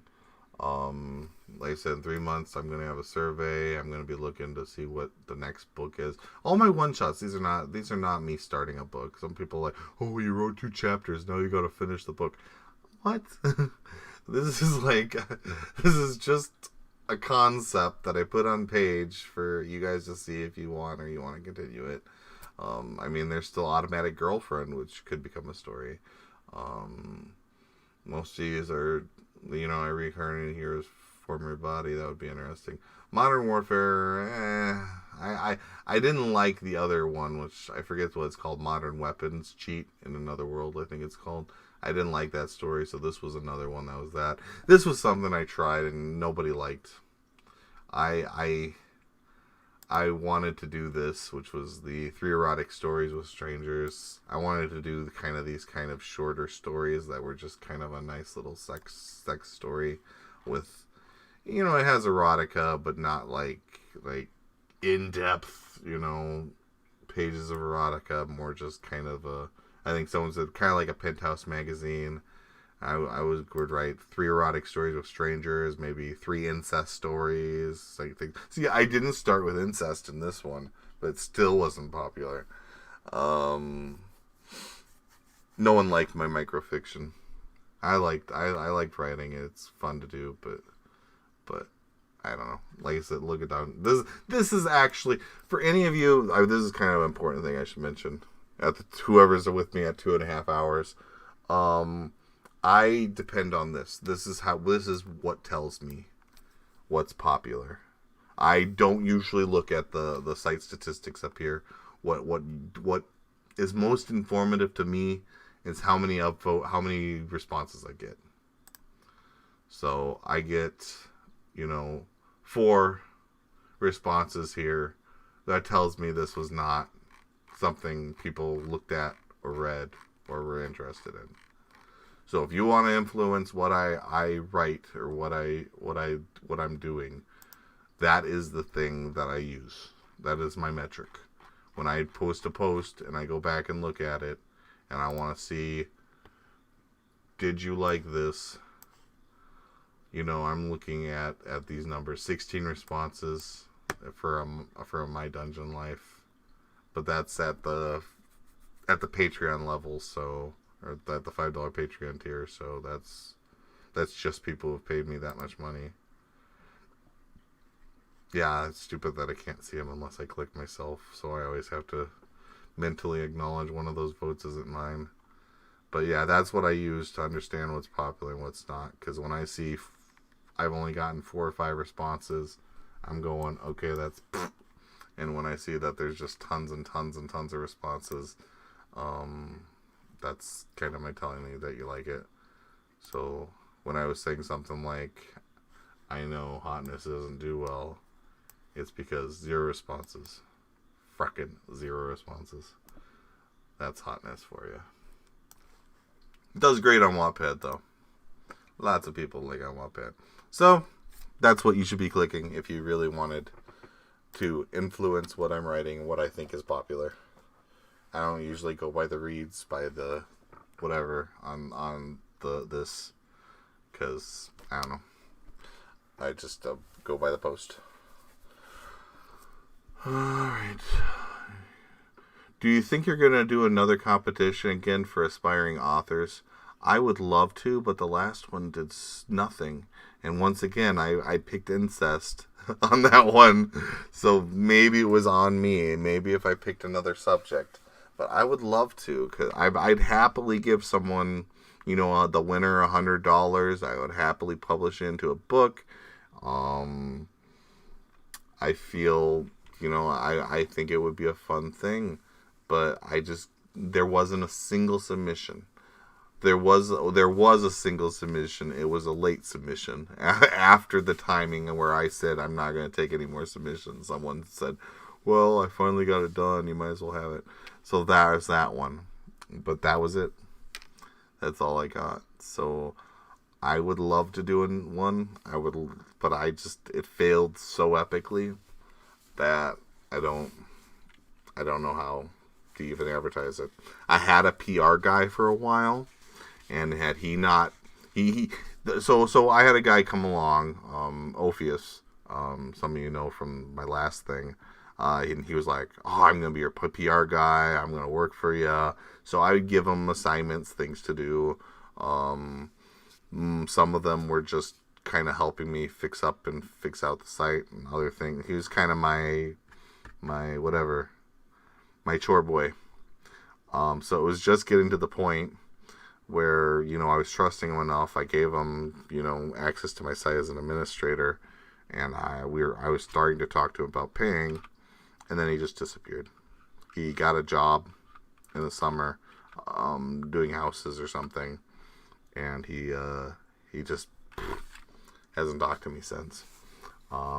He left like 5 things I had given him to do undone, and, I haven't made an attempt to talk to him, but it was funny because he was just going on like, I'm going to be doing this with you forever. This is really big to me.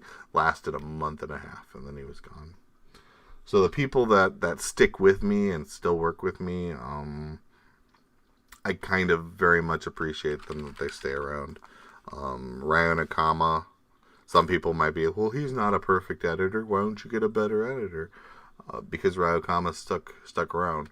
I could find a new editor, and then maybe they'd leave next month or in 2 months.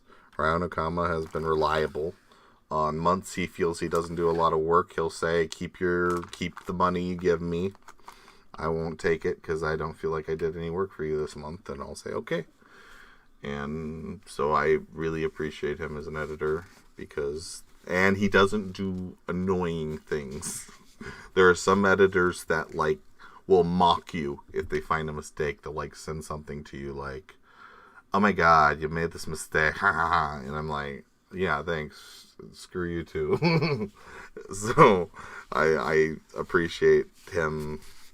He doesn't catch everything, but he also isn't invasive. I had another guy who, like, I sent him a book. I'm like, "Can you do a second correction on this book? Go through it."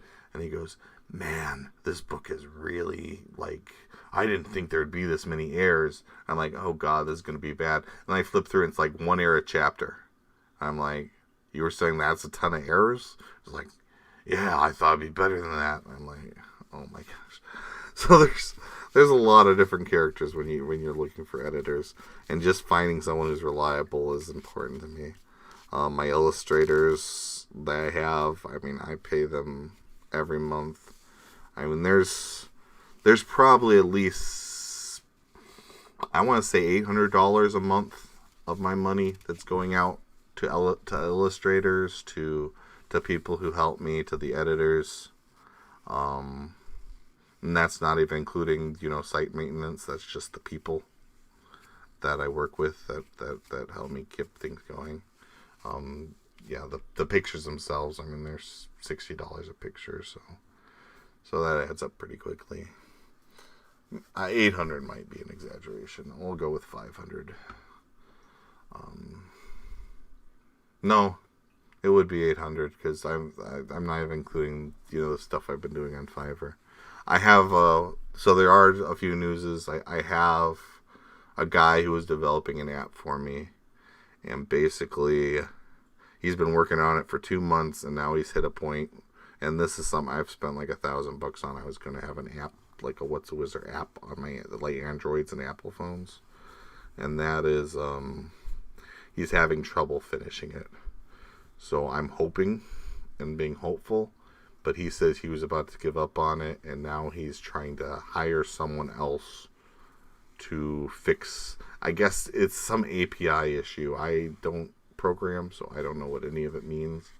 But he built the app, but he says he can't connect it to the API, and so he's hiring someone else to rebuild the API, and hopefully it'll work. And he says he's already tried that twice, and it hasn't helped. And so he's about ready to quit. So there's a good chance my app's not going to happen. On the upside, I should get my money back. On the downside, on the really freaking downside, Fiverr doesn't refund you. They give you Fiverr credit. So the $1,000 I spent on this app, they're going to give me back Fiverr credit. But they banned my account. I don't have a Fiverr account anymore. It's literally being held up by them. So, and the reason they're banning me, by the way, is because I dared to say, we could discuss things in email and it could save you some money. Yeah, that was my word. That was basically what I said.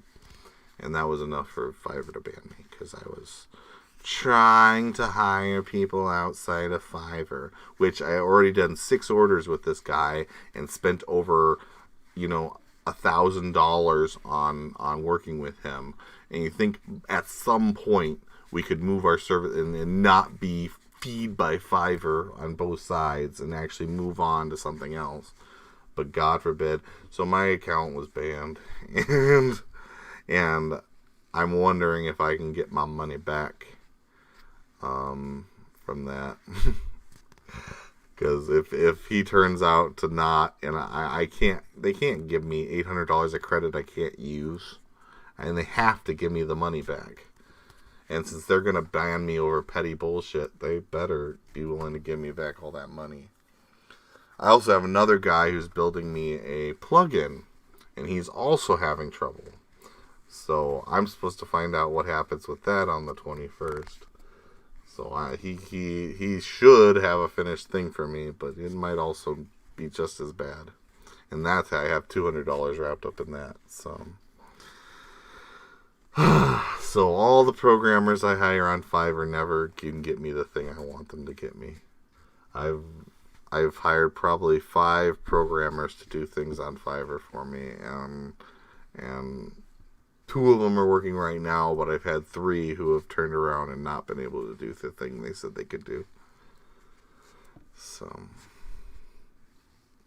more than you wanted to hear. I'm not seeing any more questions. That's kind of why I've been waiting to see if anyone had anything else they wanted to ask. Anything I missed earlier, or anything you want to know before you go? Not seeing anyone. I gotta wait 20 seconds just in case.